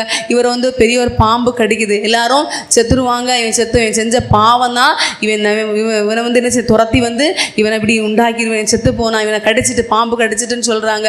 ஆனால் இவனுக்கு என்ன செய்யலை, அவனுக்கு வந்து சாகலை. ஆனால் அவன் அப்பா சொல்கிறான், இவன் யார், தேவன், இவன் வந்து மனுஷன் இல்லை தேவன் சொல்லி சொல்கிறாங்க. இப்படி அவனை தாழ்த்தப்பட்ட சமயமானாலும் சரி, உயர்த்தப்பட்ட அனுபவமானாலும் சரி, இப்படி எந்த சந்தர்ப்பத்திலையும் பார்த்தீங்கன்னா பவுலப்போஸ்தலனுடைய வாழ்க்கையில் அவர் என்ன சொல்கிறார், நான் வெகு மனத்தாழ்மையோட கர்த்தரை சேவித்தேன். நம்முடைய ஜீவிதத்தில் எந்த உயர்வோ தாழ்வோ எப்படிப்பட்ட அனுபவத்தை, கிருபைகள், வரங்கள், தாளந்துகள் நம்ம உயர்ந்தால் நம்முடைய வாழ்க்கையில் மனத்தாழ்மையாய் நம்ம கர்த்தரை சேவிக்கிற பின்பற்ற அனுபவம் நமக்கு தேவையாய் காணப்படும் தேவ பிள்ளைங்க. அது மாத்திரம் லூக்கா 1:48 வாசிக்கும்போது, லூக்கா 1:48 வாசிக்கும்போது வாசிங்க. அவர் தம்முடைய அடிமையின் தாழ்மையை நோக்கி பார்த்தார், இதோ இது முதல் எல்லா சந்ததிகளும் என்னை பாக்கியவதி என்பார்கள். பாருங்க தெய்வ பிள்ளைகள், மரியாளை குறித்து நம்ம வாசிக்கும். மரியாளை என்ன செய்ய, தன்னை தாழ்த்தினா தெய்வ பிள்ளைங்களை. இப்போ தேவதூதன் சொல்றாரு, நீ என்ன செய்ய, தேவதூதன் கிருபை பெற்றவளை வாழ்க, உன்னிடத்துல ஒரு இயேசு கிறிஸ்து குறித்து அவருடைய உற்பத்தி காரியங்களை குறித்து சொல்றாங்க. இது சொன்னோன்னே இது எப்படி ஆகும், புருஷனை நான் அறியேன் எப்படி சொல்லி பலவிதமான காரியங்களை கேட்குறாங்க. தேவதூதன் விளக்கம் கொடுக்குறாங்க. இப்படிலாம் சம்பவங்கள் சொன்ன பிறகு நான் திருமணம் ஆகலை அப்படிலாம் இது பண்ணுறாங்க. ஆனாலும் கர்த்தருடைய வார்த்தைக்கு, தேவன் தூதன் சொல்கிற வார்த்தைக்கு தன்னை ஒப்பு கொடுத்து கீழ்ப்படிந்த போது, தன்னை அடிமை என்று தாழ்த்தின, இதோ நான் ஆண்டவருக்கு அடிமை என்று தன்னை தாழ்த்தின போது தாங்க இயேசு கிறிஸ்து பிறந்தாங்க தேவப்பிள்ளை. அதுபோல் நாம கூட கர்த்தருடைய வசனத்துக்கு, தேவனுக்கு நான் அடிமை என்று நம்மை தாழ்த்தும் போது தான் நம்முடைய ஜீவிதத்திலிருந்து நமக்கு இயேசு கிறிஸ்துவை போல அவருடைய திவ்ய சுபாவங்கள் நமக்குள்ளேருந்து பிறப்பிக்கப்படும் தெய்வ பிள்ளைங்களை. நாம் அடிமைன்னு சொல்லி ஒப்பு கொடுக்காத வரைக்கும் நமக்கிட்ட இருந்து திவ்ய சுபாவங்கள் என்ன செய்யாது, நல்ல தேவனுக்குரிய ஆவிக்குரிய இப்படிப்பட்டதான மேன்மையான சுபாவங்கள், ஜீவியங்கள் நமக்குள்ள உண்டாகாது. நம்ம கர்த்தருக்கு நம்மை தாழ்த்துற அனுபவம் நமக்கு தேவையாய் காணப்படும் தெய்வ பிள்ளைங்களே. அது மாத்திரமல்ல, பிலிப்பியருடைய புஸ்தகம் 2ஆம் அதிகாரம் 7வது வசனத்தை வாசிக்கும்போது, பிலிப்பியர் 2:7 வாசிக்கும்போது வாசிங்க. தம்மைத்தாமே வெறுமையாக்கி அடிமையின் ரூபம் எடுத்து மனுஷர் சாயலானார். வாசிக்கும்போது, தம்மைத்தாமே வெறுமையாக்கி அடிமையின் ரூபம் எடுத்து மனுஷர் சாயலானார். அவர் மனுஷ ரூபமாய் காணப்பட்டு மரண பரியந்தம், அதாவது சிலுவையின் மரண பரியந்தம் கீழ்ப்பிடிந்தவராகி தம்மைத்தாமே தாழ்த்தினார். ஆதலால் தேவன் எல்லாவற்றிற்கும் மேலாக அவரை உயர்த்தி இயேசுவின் நாமத்தில் வானோர் புதலத்தோர் பூமியின் கீழானுடைய முழங்கால் யாவும் முடங்கும்படிக்கும் பிதாவாகிய தேவனுக்கு மகிமையாக இயேசு கிறிஸ்து கர்த்தர் என்று நாவுகள் யாவும் அறிக்கை பண்ணும்படிக்கும் எல்லா நாமத்துக்கும் மேலான நாமத்தை அவருக்கு தந்துள்ள. எல்லா நாமத்துக்கும் மேலான நாமத்தை இயேசு கிறிஸ்துக்கு பிதாவானோர் கொடுத்தார். ஏன்னு சொல்லி பார்த்தீங்கன்னா, அவர் தன்னை வெறுமையாக்கி அடிமையின் ரூபம் எடுத்து மனுஷர் சாயலானார். அவர் ஏசப்பாவை இந்த பூமிக்கு நமக்காக தான் கர்த்தர் ஒப்பு கொடுத்தாங்க. அவர் தேவன் தான், அவருக்கு வல்லமை இருக்கு, அதிகாரம் இருக்கு, பவர் இருக்கு, எல்லாமே இருக்கு. ஆனால் அவர் என்ன செய்தாங்க, அதை ஒன்றையும் காட்டல தெய்வப்பிள்ளை. அவர் தன்னை அடிமை என்று ஒப்பு கொடுத்து இந்த பூமியில நமக்காக கிரியை செஞ்சாங்க தெய்வ பிள்ளைங்களே. அவர் மரண பரியந்தம், அதாவது சிலுவையின் மரண பரியந்தம் கூட ஏசப்பா என்ன செய்தாங்களாம், தன்னை தாழ்த்துனாங்க.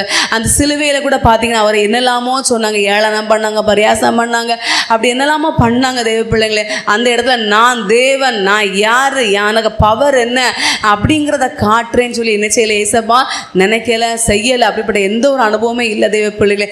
முற்றிலுமாக தன்னை தாழ்த்தினதுனால பார்த்தீங்கன்னா எல்லா நாமங்களுக்கும் மேலான நாமத்தை பிதாவாகியவன் இயேசு கிறிஸ்துவுக்கு கொடுத்தார் என்று பார்க்கும். அப்போ நம்முடைய ஜீவியத்தில் தாழ்மையின் அனுபவம், தாழ்த்தப்படுற அனுபவத்துக்கு ஒப்பு கொடுக்கறது நமக்கு வீழ்ச்சி கிடையாது. நம்ம தாழ்ந்துட்டே போனால் அவங்க என்ன செய்வாங்க, நம்மளை இது பண்ணிடுவாங்க. நம்ம யாருங்கிறத காட்டணும்.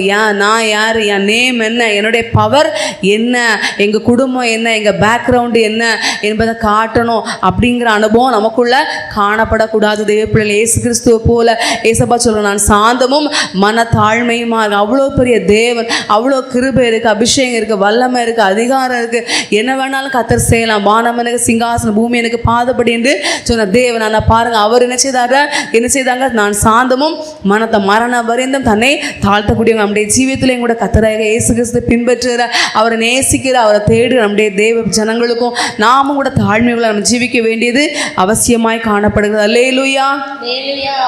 4வதாக பார்த்தீங்கன்னா உப்பை லகுவாக என்ன செய்யலாம், பொடிக்கலாம். தெய்வ பிள்ளை உப்பை ஈஸியாக பொடிக்கலாம். இது எதை குறிக்குன்னு சொல்லி பார்த்தீங்கன்னா பாடுபடுகிற அனுபவத்துக்கு இது குறிக்கக்கூடியதாக காணப்படுது. தெய்வ பிள்ளை பாடுபடுகிற அனுபவம் விதத்தில் வாசித்து பார்த்தீங்கன்னா பிலிப்பியருடைய புஸ்தகம் 1:29 வாசிக்கும். பிலிப்பியர் 1:29 வாசிக்கும் போது, ஏனெனில் கிறிஸ்துவினிடத்தில் விசுவாசிக்கிறதற்கு மாத்திரமல்ல அவர் நிமித்தமாக பாடுபடுகிறதற்கும் உங்களுக்கு அருளப்பட்டிருக்கிறது.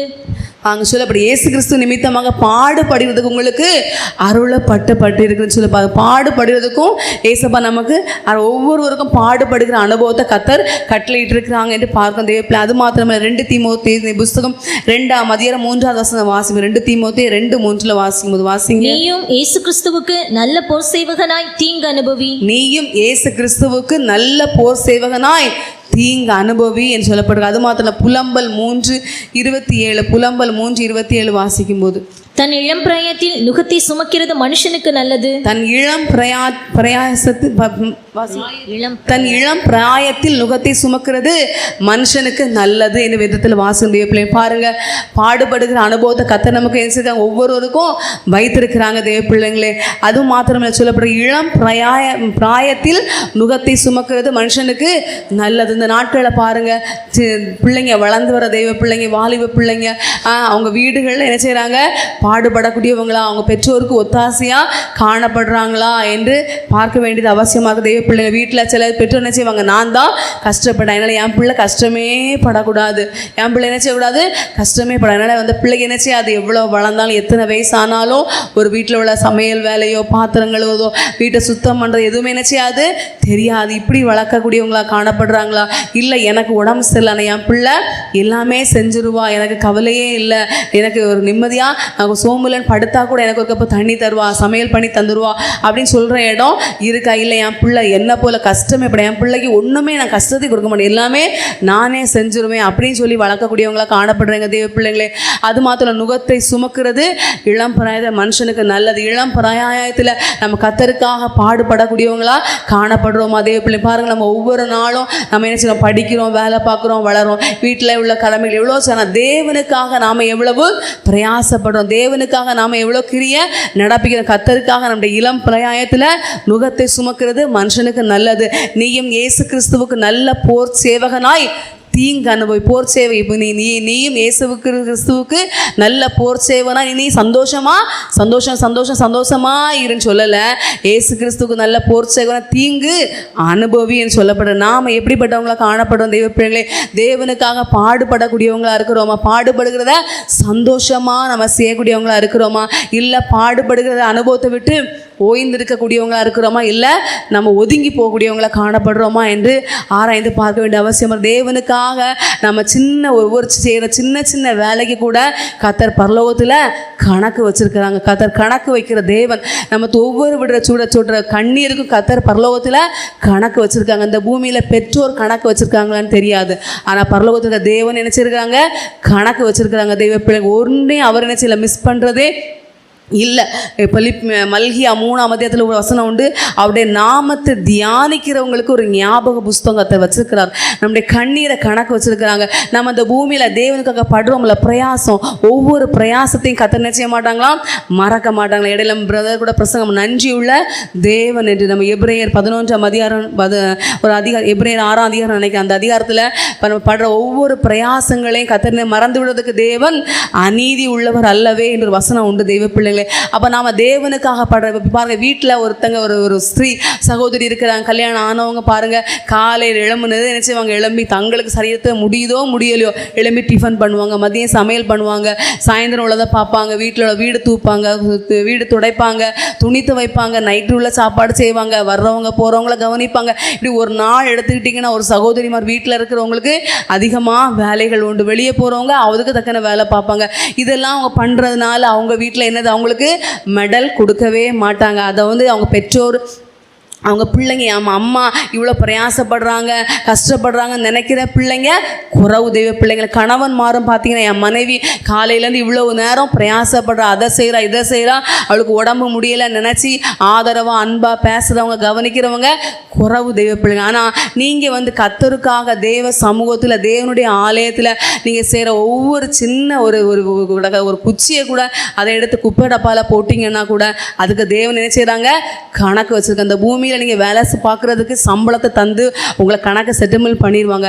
ஆனால் தேவனுக்காக அந்த பூமியில் நீங்கள் படுற ஒவ்வொரு பிரயாசங்களும், சின்ன ஒரு ஊழியம், ஒரு சின்ன ட்ராக்ஸ் கொடுக்குற ஊழியமோ ஜப ஊழியமோ எதை நீங்கள் செஞ்சாலும் அதுக்கு என்னது கண்டிப்பாக பிரதிபலன் உண்டு. இந்த பூமியில் நீங்கள் இவ்வளோ கஷ்டப்பட்டு திருமணமாகி பிள்ளை குட்டியை பெற்று அவங்களுக்காக ஓடி நீங்கள் உழைச்சி சொத்து சம்பாதிச்சுக்கோ, அதை வீடு நிலம் ஆஸ்தி அது இது நீங்கள் வாங்குறீங்க, அது இந்த பூமியோடே முடிஞ்சிடும் தெய்வ பிள்ளைங்களா. ஆனால் தேவனுக்காக தேவ நாமத்துக்காக ஒரு தேவனுடைய பிள்ளை பிரயாசப்படுறது, உஜபிக்கிறது, கூட்டங்கள் ஜபங்கள், ஒரு ஆத்ம ஆதாயம், சுவிசேஷம் சொல்றது, ட்ராக்ஸ் கொடுக்கறது, இப்படி தேவனுக்காக படுற பிரயாசம் என்னால் முடியுது. கர்த்தர் எனக்கு சந்த சரீரத்தில் தந்திருக்க பலத்தில் சுகத்தில் நான் அவருக்கு செய்வேன். இது என் ஊழியக்காரங்களை தேவனுக்காக நான் செய்கிறேன், தேவனுக்காக நான் பாடுபடுவேன் அப்படின்னு சொல்லி நம்ம பிரயாசப்படும் போது கண்டிப்பாக அதுக்கு பிரதிபலன் பரலோகத்தில் சேர்ந்துட்டே இருக்கும் தெய்வ பிள்ளைங்களே. பாருங்கள், இப்போ நம்ம ஒரு கடைகளில் சாதனம் வாங்கினா அந்த கடைகளை வாங்குற ஒவ்வொரு டிஸ்கவுண்ட் ஆகி அதனுடைய இது காரியங்கள் சேர்ந்துக்கிட்டே நமக்கு மெசேஜ் வரும் செல்ஃபோனில். அதுபோல் நம்முடைய ஜீவியத்தில் நம்ம கர்த்தருக்காக நம்ம செய்கிற ஒவ்வொரு காரியத்துக்கும் இந்த பூமியில் ஊழியக்காரங்க மறந்தே போயிடுவாங்க, மறந்து அவங்க பேசிடுவாங்க, நம்மளை திட்டிடுவாங்க, யோசிக்கவே மாட்டாங்க, மனசாட்சி இல்லாமல் பேசுகிற போல இருக்கலாம்.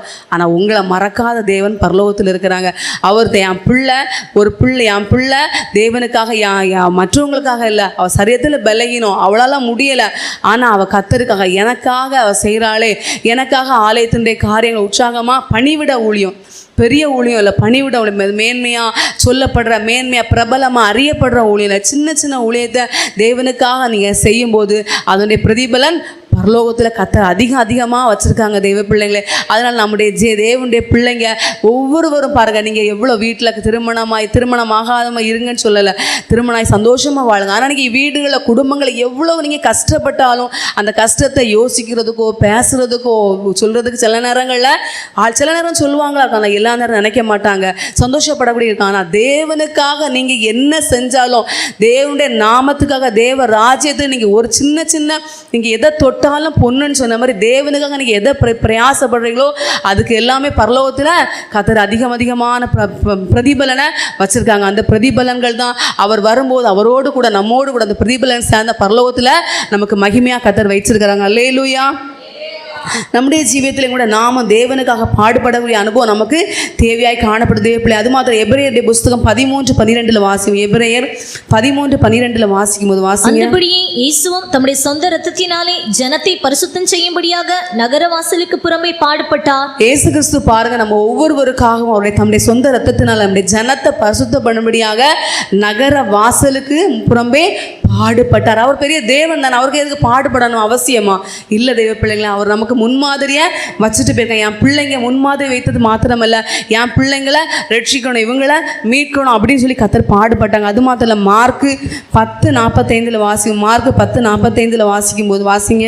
அப்படியே மனுஷகுமாரனும் ஊழியம் கொள்ளும்படி வராமல் ஊழியம் செய்யவும் அநேகரை மீட்கும் பொருளாக தம்முடைய ஜீவனை கொடுக்கவும் வந்தார் என்றார். பார்க்கும்போது பாருங்க, ஏசப்பா ஊழியம் கொள்ளும்படி வராமல் அநேகரை மீட்கும் பொருளாம் தன் ஜீவனை கொடுக்கவும் வந்தார். இயேசு கிறிஸ்து பாருங்க, அவர் வந்து ஊழியம் எல்லாம் நீ அதை செய் இதை செய், நீங்க அந்த ஊழியம் செய்யுங்க இந்த ஊழியம் செய்யுங்கன்னு சொல்லிட்டு இருக்கிறது மாத்திரமல்ல, அநேகரை மீட்கும் தன்னுடைய ஜீவனை கொடுக்கும்படி வந்தார் என்று பார்க்கும் தெய்வ பிள்ளைங்களை. அப்ப நம்முடைய ஜீவியத்திலையும் கூட நாம் கூட கர்த்தருக்காக பாடுபடும் போது தான் அவரோடு கூட ஆளுகை செய்ய முடியும். 2 தீமோத்தேயு 2:12 வாசிக்கும், அவரோடு கூட பாடுபட்டோமானா அவரோடு கூட ஆளுகை செய்ய முடியும் என்று வேதத்தில் வாசிக்கும். அப்போஸ்தலர் நடபடிகள் 14:22 வாசிக்கும். அப்போஸ்தலர் 14:22 வாசிக்கும் போது, சீஷருடைய மனதை திடப்படுத்தி விசுவாசத்திலே நிலைத்திருக்கும்படி அவர்களுக்கு புத்தி சொல்லி நாம் அநேக உபத்திரவங்களின் வழியாய் தேவனுடைய ராஜ்யத்தில் பிரவேசிக்க வேண்டும் என்று சொன்னார்கள். அநேக உபத்திரவங்களின் வழியாக தேவனுடைய ராஜ்யத்தில் பிரவேசிக்க, உபத்திரவங்கள் பாடுகள் மூலம் என்ன செய்ய முடியுமா?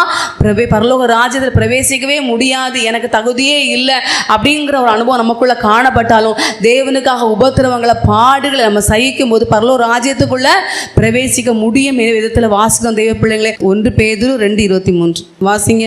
அவர் வையப்படும் போது பதில் வையாமலும் பாடுபடும் போது பயமுறுத்தாமலும் நியாயமாய் தீர்ப்பு செய்கிறவருக்கு தம்மை ஒப்புவித்தார். இங்க வாசிக்கிறோம், அவர் வையப்படும் போது பதில் வையாமலும் பாடுபடும் போது பயமுறுத்தாமலும் நியாயமாய் தீர்ப்பு செய்கிறவருக்கு தம்மை ஒப்புவித்தார். இயேசு கிறிஸ்து பாடுபடுகிற அனுபவத்துக்குள்ள போகும்போது அவரை வையப்படும் போது அவர் பதில் வயல், அவர்கிட்ட பல கேள்விகளை கேட்குற, நீ பெரிய தேவனா, நீ யாரு, அப்படி இப்படின்னு சொல்லி என்ன செய்றாங்க, பல விதத்தில் கேள்வி கேட்குறாங்க தெய்வ பிள்ளைங்களை. அவர் என்ன செய்யலாம்? பதில் வயலையா. நம்மக்கிட்ட பாருங்க, 1க்கு 4 கேள்வி கேட்டாங்கன்னா நம்ம கொஞ்ச நேரம் அமைதியாக இருப்போம், அப்புறம் நாம் யாருங்கிறத காட்டிடுவோம் தெய்வ பிள்ளைங்களே.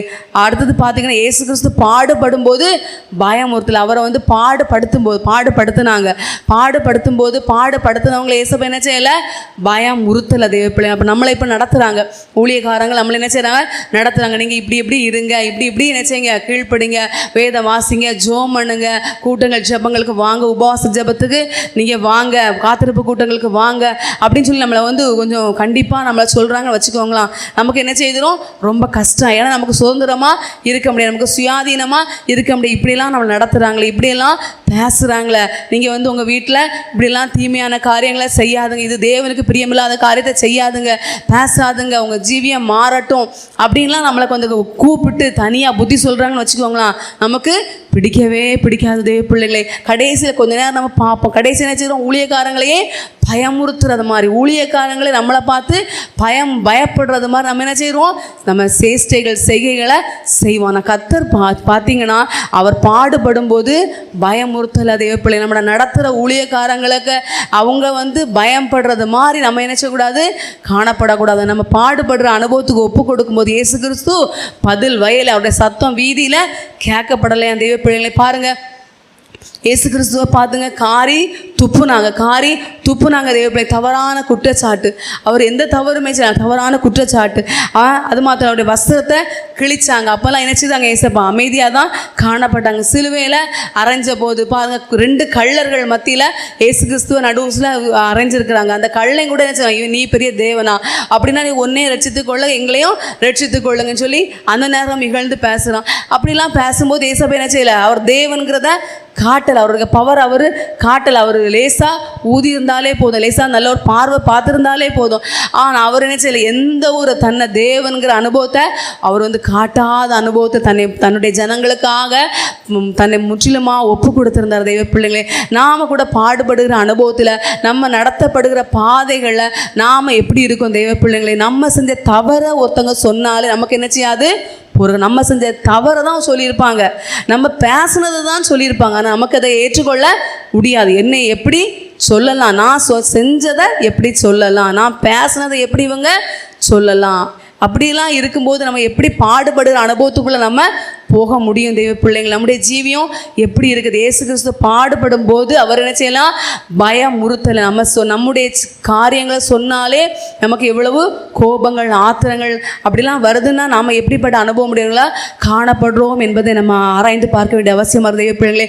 நம்முடைய வாழ்க்கையில் இந்த உப்புடைய அனுபவம் அதை ஈஸியாக பொடிக்கலாம். அப்போ நம்முடைய வாழ்க்கையில் பாடுபடுகிற அனுபவம் நமக்கு தேவையாய் காணப்படுது. பாடுபடுகிற அனுபவம் நமக்கு தேவையானது. பாடுபடுகிற இளம் பிரயாணத்தில் நுகத்தை சுமக்கிறது மனுஷனுக்கு நல்லது. பாடுபடுகிற அனுபவத்தை கர்த்தர் நமக்கு வைத்திருக்கிறாங்க. நம்முடைய ஜீவியத்திலையும் கூட இப்படிப்பட்ட அனுபவம் நமக்கு தேவையாக காணப்படுது. ஐந்தாவதாக பார்த்தீங்கன்னா உப்பு வந்து கரையும் தன்மையுடையது. உப்பு வந்து ஒரு குழம்புலையோ கூட்டுலையோ நீங்கள் எதில் நீங்கள் போடுங்க அதை என்ன செய்யும், கரைந்து தான் தன்னுடைய சுவையை வெளிப்படுத்தக்கூடியதாக காணும். இது எதை குறிக்குது அப்படின்னு சொல்லி பார்த்தீங்கன்னா ஒரு மனதுருக்கத்தின் அனுபவத்தை குறிக்கக்கூடியதாக காணப்படுது. பிள்ளைங்களே இதில் வாசித்து பார்த்தீங்கன்னா ஏசாயாவுடைய புஸ்தகம் 55:7 வாசிக்கும் போது, துன்மார்க்கன் தன் வழியையும் அக்கிரமக்காரன் தன் நினைவை விட்டு மனம் திரும்பும் போது கர்த்தர் என்ன செய்கிறான், அவன் மேலே மனதுருக்குகிறார் என்று வேதத்தில் வாசினோம். இந்த நாட்டில் துன்மார்க்கமான அனுபவத்தில் நம்முடைய ஜீவியங்கள் காணப்படும் போது நம்முடைய வழியை விட்டு என்ன செய்யணும், மனம் திரும்பணும். தெய்வ பிள்ளைங்களை அக்கிரமாக தன்னுடைய நினைவை விட்டு திரும்பும் போது கர்த்தர் என்ன செய்வாங்க, அவன் மேலே மனதுருவாங்க. இல்லைன்னா அவன் வழியையும் நினைவை விட்டு திரும்பாத பட்சத்தில் தேவன் என்ன செய்வாங்க,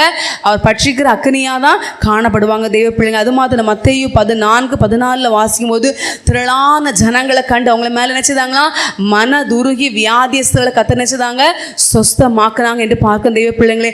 அது மாதிரி கண் பார்வை இல்லாதவங்களுக்கு பார்த்தீங்கன்னா கர்த்தர் நினைச்சதாங்களா மனதுருகி பார்வை கொடுக்குறாங்க. அது மாத்திரம் மார்க் 6:34 வாசிக்கும் போது அநேக ஜனங்கள் மேய்ப்பனில்லாத ஆடுகளை போல காணப்பட்ட போது கர்த்தர் நினைச்சதாங்களா அவங்கள பார்த்து மனதுருகினார் என்று பார்க்க. மேய்ப்பனில்லாத ஆடுகளை மேய்க்கிறதுக்கு மேய்ப்பனில்லாத அனுபவம் போது ஆடு என்ன செய்யும், சிதறி போயிடும். அப்படிப்பட்ட ஜனத்தை பார்த்து மனதுருகினார் என்று சொல்லப்பட்டிருக்க தெய்வ பிள்ளைங்களே.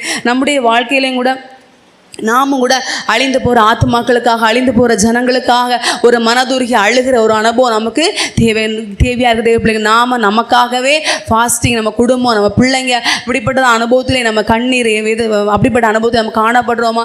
எரேமியா சொல்கிறாரு, என் தலை தண்ணீர் என் கண்கள் கண்ணீர் ஊற்றுமானால் நலமாக இருக்கும். அப்படிப்பட்ட அனுபவத்தில் நம்ம அழிந்து போகிற ஆத்மாக்களுக்காக, தேசங்களுக்காக, தலைவர்களுக்காக, வாலிப பெண் பிள்ளைகளுக்காக, பசங்களுக்காக இப்படி இவ்வளோ தங்களுடைய ஆத்மாவை சீரழித்து அழிந்து கொண்டிருக்கிறாங்க தெய்வ பிள்ளை. பாவத்துக்குள்ள காணப்படுறாங்க. இப்படிப்பட்ட ஜனங்களுக்காக நம்ம ஜெபிக்கிறது, கண்ணீர் விடுகிற அனுபவம், மனதுருக்கத்தின் அனுபவம், காணப்படுற அனுபவம் நமக்குள்ள இருக்குதா என்பதை ஆராய்ந்து பார்க்க வேண்டிய அவசியமா இருக்குது தெய்வ பிள்ளைங்களே. லூக்கா 15:20 வாசிக்கும் போது இளையகுமாரன் திரும்பி வாரான், தன்னுடைய தவற உணர்ந்து திரும்பி வாரான். தகப்பன் என்ன செய்யறாரு, மனதுருகி ஓடி போய் என்ன செய்யறாரு, அவனை அரவணைத்து கொள்கிற ஒரு அனுபவத்தை பார்க்கும் தெய்வ பிள்ளைங்களே. அது மாத்திரம் லூக்கா சுவிசேஷம் 10:33 வாசிக்கும் போது, லூக்கா 10:33 வாசிக்கும் போது வாசிங்க. பின்பு சமாரியன் ஒருவன் பிரயாணமாய் வருகையில் அவனை கண்டு மனதுருகி. நம்ம அங்கே வாசிக்கிறோம், ஒரு மனுஷன் பார்த்தீங்கன்னா எருசலேமிலிருந்து எரிகோவுக்கு என்ன செய்யறான், போகிறான் தெய்வ பிள்ளைங்க. எருசலேமிலிருந்து எரிகோவுக்கு போகக்கூடாது, ஆனால் அவன் எரிகோவுக்கு போகிறான். ஆனால் பார்த்தீங்கன்னா போகிற வழியில் கள்ளர் கையில் அவன் அகப்பட்டு போனான். அவனை பார்த்தீங்கன்னா ஒரு ஆசாரியன் அவன் கிட்ட போகிறான். அவன் என்ன செய்யலை, திரும்பியே பார்க்கல. ஒரு ஆசாரியன், சபையில் பிரதானமானவங்க, சபை ஜனங்களை போதித்து நல்வழிப்படுத்துகிறவங்க. ஆனால் அந்த ஆசாரியனே ஒரு மனுஷன் குற்றுயிரும் கொலையுரமாக கிடக்கான், அவனை பார்க்கல.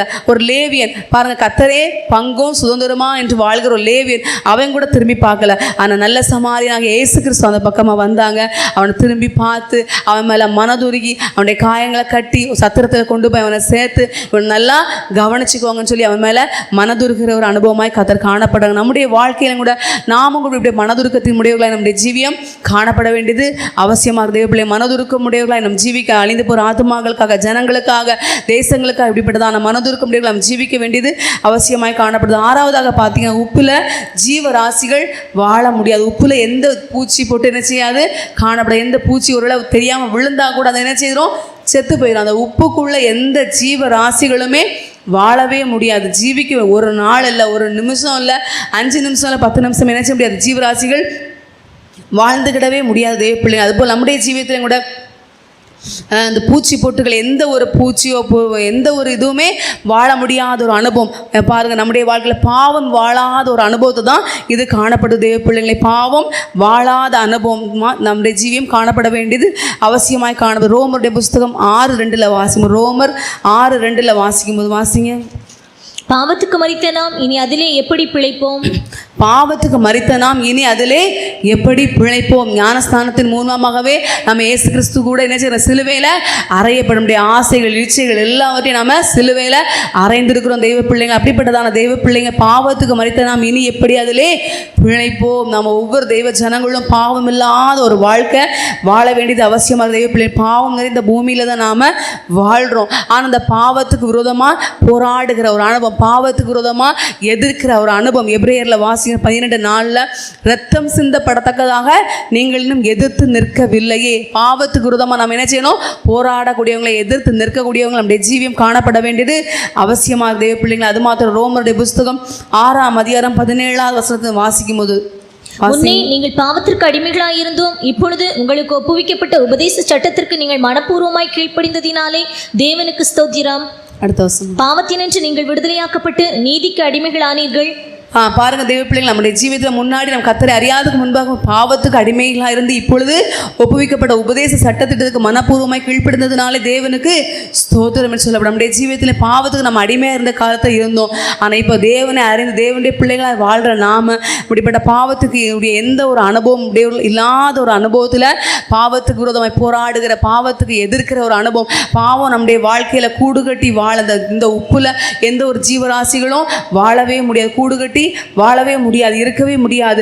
உப்பு அதை எந்த ஒரு பூச்சி பொட்டுக்கும் ஒரு உப்பு வந்து ஒரு விஷம் போல அது வந்து அது செத்து போகும். அது அப்படிப்பட்ட ஒரு அனுபவத்தில் பாவம் இந்த பூமியில் இந்த நாம ஒவ்வொரு தெய்வ ஜனங்களும் இந்த பாவத்துக்கு போராடுகிறவர்களாக நாம் ஜீவிக்க வேண்டியது அவசியமாய் காணப்படுது. தெய்வ பிள்ளைங்களை 7வதாக பார்த்தீங்கன்னா உப்பு எப்போதும் ஆயத்தம். நம்முடைய வீடுகளில் பார்த்தீங்கன்னா உப்பு எப்பவும் ரெடியாக இருக்கும். நம்ம சமையல் பண்ணுறோமோ, ஒரு சட்னி வைக்கிறோமோ, ஒரு குழம்பு வைக்கிறோமா, எப்போவுமே என்ன உடனே எடுத்து அப்படியே நம்ம போடுறோம், டைரெக்டாக எடுத்து போடுறோம். உப்பை நம்ம கழுவணும், காய வைக்கணும், உலர வைக்கணும் அப்படின்லாம் இல்லை. தெய்வ பிள்ளைங்க உப்பை வந்து ரெடியாக இருக்கும், ஆயத்தமாக திறந்தே தான் இருக்கும். சில வீடுகளில் திறந்தது, சில வீடுகளில் டப்பா போட்டு மூடி வச்சுருப்பாங்க, திறப்பாங்க, எடுத்து போட்டுருவாங்க. கழுவணும், அதை இது செய்யணும், கட் பண்ணணும் அப்படிங்கிற எந்த ஒரு வேலையுமே கிடையாது. அது வந்து எப்போதும் ஆயத்தம் உள்ளதாக தான் காணப்படும். தேவ பிள்ளைங்களே, நம்முடைய வாழ்க்கையில் நாம கூட கர்த்தருடைய வருகைக்காக எப்போதும் என்ன செய்யணும், ஆயத்தம் உள்ளவர்களாக நாம் காணப்பட வேண்டியது அவசியமாய் காணப்படுது. தேவ பிள்ளைங்களே, எதிர்த்த வாசிங்க லூக்கா 21:36 வாசிங்க. லூக்கா 21:36 வாசிக்கும்போது வாசிங்க. ஆகையால் இனி சம்பவிக்க போகிற இவைகளுக்கெல்லாம் நீங்கள் தப்பி மனுஷகுமாரனுக்கு முன்பாக நிற்க பாத்திரவான்களாக எண்ணப்படுவதற்கு எப்பொழுதும் ஜெபம் பண்ணி விழித்திருங்கள் என்றார். மனுஷகுமாரன் முன்பாக நிற்க பாத்திரவான்களாக எண்ணப்படுவதற்கு எப்பொழுதும் ஜெபம் பண்ணி விழித்திருங்கள். நம்ம இனி சம்பவிக்க உலகத்தில் சம்பவிக்க போகிற காரியங்கள் எல்லாவற்றுக்கும் நாம் நீங்களாக்கப்பட்டவர்களாக நம்ம மனுஷகுமாரன் இயேசு கிறிஸ்துக்கு முன்பாக நிற்க பாத்திரவான்களை எண்ணப்படுவதற்கு எப்பொழுதும் ஜெபம் பண்ணி விழித்திருங்கள் என்று சொல்லப்படுது. பிள்ளைங்கள், அது மாத்திரமல்ல, மத்தேயு 24:43-42 வாசிக்கும்போது வாசிங்க. உங்கள் ஆண்டவர் இன்ன நாளிகையிலே வருவார் என்று நீங்கள் அறியாதிருக்கிறபடியினால் விழித்திருங்கள். திருடன் இன்ன சாமத்தில் வருவான் என்று வீட்டெஜமான் அறிந்திருந்தால் அவன் விழித்திருந்து தன் வீட்டை கண்ணமிட ஒட்டான் என்று அறிவீர்கள். நீங்கள் நினையாத நாளிகளே மனுஷகுமாரன் வருவார், ஆதலால் நீங்களும் ஆயத்தமாயிருங்கள். பாருங்க தேவ பிள்ளை, திருடன் நம்ம வீட்டுக்கு எப்போ வருவான் நமக்கு தெரியாது. அவன் சொல்லிட்டு வரமாட்டான், எஸ்எம்எஸ் பண்ணிட்டு வரமாட்டான், கால் பண்ணிட்டு வரமாட்டான், அவன் எப்போ வருவான்னு தெரியாது தேவ. அதுபோல் இயேசு கிறிஸ்து எப்போ வருவார் நமக்கு யாருக்குமே தெரியாது தேவ பிள்ளைங்க. அதுபோல் நம்முடைய ஜீவிதத்தில் எப்போதும் நாம் ஆயத்தமுள்ளவர்களா ஜெபம் பண்ணி விழித்திருந்து ஜெபித்து ஆயத்தமுள்ளவர்கள் காணப்பட வேண்டியது அவசியமாக தேவ பிள்ளை. எசேக்கியேல் புஸ்தகம் 38:7 வாசிக்கும் போது, நீ ஆயத்தப்படு, உன்னோடு கூடின கூட்டத்தையும் ஆயத்தப்படுத்தும். நோவா பாருங்க, அவன் தான் ஆயத்தப்பட்டது மாத்திரமல்ல, பேழைக்குள்ள பிரவேசிக்க தன்னுடைய குடும்பத்தையும் ஆயத்தப்படுத்தி கொண்டான். தேவ பிள்ளைங்க, நாம் ஒவ்வொரு ரட்சிக்கப்பட்டிருக்கோம், ஆண்டவர் அறிந்திருக்கிறோம். ஆனால் நம்ம குடும்பத்தை ஆயத்தம் பண்ணியிருக்கிறோமா? நம்ம குடும்பத்தை நோவா என்ற பேழைக்குள்ள, தேவ ராஜ்யமா என்ற பேழைக்குள்ள வர்றதுக்கு நம்ம ஆயத்தம் பண்ணியிருக்கிறோமா? எப்படிப்பட்ட அனுபவத்தை நமக்கு ஜீவிக்கிறோம் என்பதை நாம் ஆராய்ந்து பார்த்து நாமும் கூட அவர்கள் ஒவ்வொருவரையும் ஆயத்தம் பண்ண வேண்டியது அவசியமாக. தேவ பிள்ளைங்க, இந்த நாட்களில் நாம் ஒவ்வொரு தெய்வ ஜனங்களும் பாருங்க, அதிகமாக நம்ம என்ன செய்கிறோம், செல்ஃபோன் தான் யூஸ் பண்ணுறோம். செல்ஃபோன் டே நைட்டு, ஏன் ராத்திரி இதுன்னு தெரியாது, பகல் இந்த செல்ஃபோன் பேசி நான் ஆயத்தமாக இருக்கிற அனுபவ முறைகளாக இருக்கிறோமா? இல்லைன்னா செல்ஃபோனில் வீடியோ பார்த்து நாங்கள் ஆயத்தமாக டே அண்ட் நைட்டு நாங்கள் ஆயத்தமாக விழித்திருக்கிறவர்களாக நம்ம காணப்படுறோமா? செல்ஃபோனில் பாருங்கள், ஷார்ட்ஸு வீடியோஸ் அது இதுன்னு பார்த்து அதிலே நாங்கள் விழித்திருக்கிறவர்களாக காணப்படுறோமா என்ற அனுபவ முறைகள் எப்படிப்பட்ட அனுபவத்தில் நாம் காணப்படுறோம் என்பதை ஆராய்ந்து பார்க்க வேண்டியது அவசியமாக தெய்வ பிள்ளைங்கள். இந்த நாட்டில் எல்லாருடைய ஜீவியத்திலையும் பார்த்தீங்கன்னா செல்ஃபோன் தான். செல்லு நமக்கு கண்டிப்பாக தேவை தான் தெய்வ பிள்ளைங்க, ரொம்ப தேவை. ஆனால் நம்ம அதுதான் நமக்கு ஜீவனாக என்ன செய்யக்கூடாது, காணப்படக்கூடாது. நம்முடைய வாழ்க்கையில் அதுதான் பிரதானமானதாக காணப்படுது. நாட்களில் உலகத்தில் வாலிப பிள்ளைங்க எல்லாருக்கும் பாருங்கள், ஒரு சாதாரண ஒரு எந்த வேலையில் எல்லாருடைய கையில் 1க்கு 2 செல்ஃபோன் 3 செல்ஃபோன் என்ன செய்கிறாங்க, யூஸ் பண்ணுறாங்க. என்ன செய்ய, விடிய பேசுகிறாங்க, விடிய செல்ஃபோன் யூஸ் பண்ணுற, விடிய கேம் விளையாடுற, நேரம் காலம் போகிறது தெரியாமல் இது பண்ணுற அனுபவத்தில் காணப்படுறாங்க. தெய்வ பிள்ளைங்களே, நாம் எப்படிப்பட்டவர்களாக நம்ம விழித்திருக்கோம்? ஜெபம் பண்ணி விழித்திருக்கிறோமா? இல்லை செல்ஃபோன் பேசி, செல்ஃபோனில் கேம் விளையாண்டு, செல்ஃபோனில் வீடியோ பார்த்து இப்படிப்பட்ட இன்டர்நெட்டோடு நம்ம விழித்திருக்கிறவர்களாக காணப்படுறோமா? நம்ம எப்படிப்பட்ட அனுபவத்தில் விழித்திருக்கிறோம்? நம்ம எப்படிப்பட்ட வந்து ஆராய்ந்து பார்க்க வேண்டியது அவசியமாக இருக்குது. தேவ பிள்ளைங்களே, இடத்துல வாசிக்கும் மத்தேயு 25:13 சொல்லப்பட்டிருக்கு. மனுஷகுமாரன் வரும் நாளாவது நாளிகையாவது அறியாததுனால விழித்திருங்கள் சொல்லப்படுது. எப்படி நம்முடைய வாழ்க்கையிலும் கர்த்தருடைய வருகைக்காக எப்போதும் நம்ம ஆயத்தமுள்ள நம்ம ஜீவிக்க வேண்டியது அவசியமாக இருக்குது தெய்வ பிள்ளைங்கள். அது மாத்திரம் உப்பு எப்படி எடுக்கப்படுது அப்படின்னு சொல்லி பார்த்தீங்கன்னா, முதலாவது உப்பு வந்து கடல் நீர், கடல்லேருந்து அந்த நீர் வந்து பிரித்தெடுக்கப்படுது. நாம் ஒவ்வொரு தெய்வ ஜனங்களும் இந்த உலகத்தின் காரியத்திலிருந்து வேறு பிரிக்கப்பட்டவர்களாய், பிரித்தெடுக்கப்பட்டவர்களாய் நம்முடைய ஜீவியம் காணப்பட வேண்டியது அவசியமாய் காணப்படுது. ரெண்டாவதாக பாத்தி கட்டப்படுது தெய்வ பிள்ளைங்களே. கடல் நீர் எடுக்கப்பட்டது மாத்திரமல்ல, அது உடனே உப்பாயிராது, பாத்தி கட்டப்படுது. இது எதை குறித்து பார்த்தீங்கன்னா, சபை ஐக்கியம் நமக்கு தேவையாய் காணப்படுது. எபேசியர் 2:20 சொல்லப்படுது போல சபை ஐக்கியம், அப்போஸ்தலருக்கு சேர்ந்த சபை ஐக்கியம் நம்ம ஜீவியம் காணப்படும் போது தான் நம்ம உப்பாக மாற்றப்படுறோம். அது மாத்திரமல்ல, அந்த உப்பு ரெடி ஆகிறதுக்கு வெப்பம் தேவையாய் காணப்படுது. பரிசுத்த ஆவியுடைய அபிஷேகம், பரிசுத்த ஆவியுடைய நிறைவு நமக்கு தேவையாக, நீதியின் சூரியனாகிய இயேசு கிறிஸ்து ஆகிய வெப்பம் நமக்குள்ள காணப்படுவோம். நாம் உப்பாக மாற்றப்படுவோம் தெய்வ பிள்ளைங்க. இந்த நாளை கேட்டது போல சத்திய வசனங்கள் மூலமாக கர்த்தருடைய வருகைக்கு கர்த்தர் நம்ம ஒவ்வொருவரையும் தகுதிப்படுத்துவாராக. ஆமென். Praise the Lord.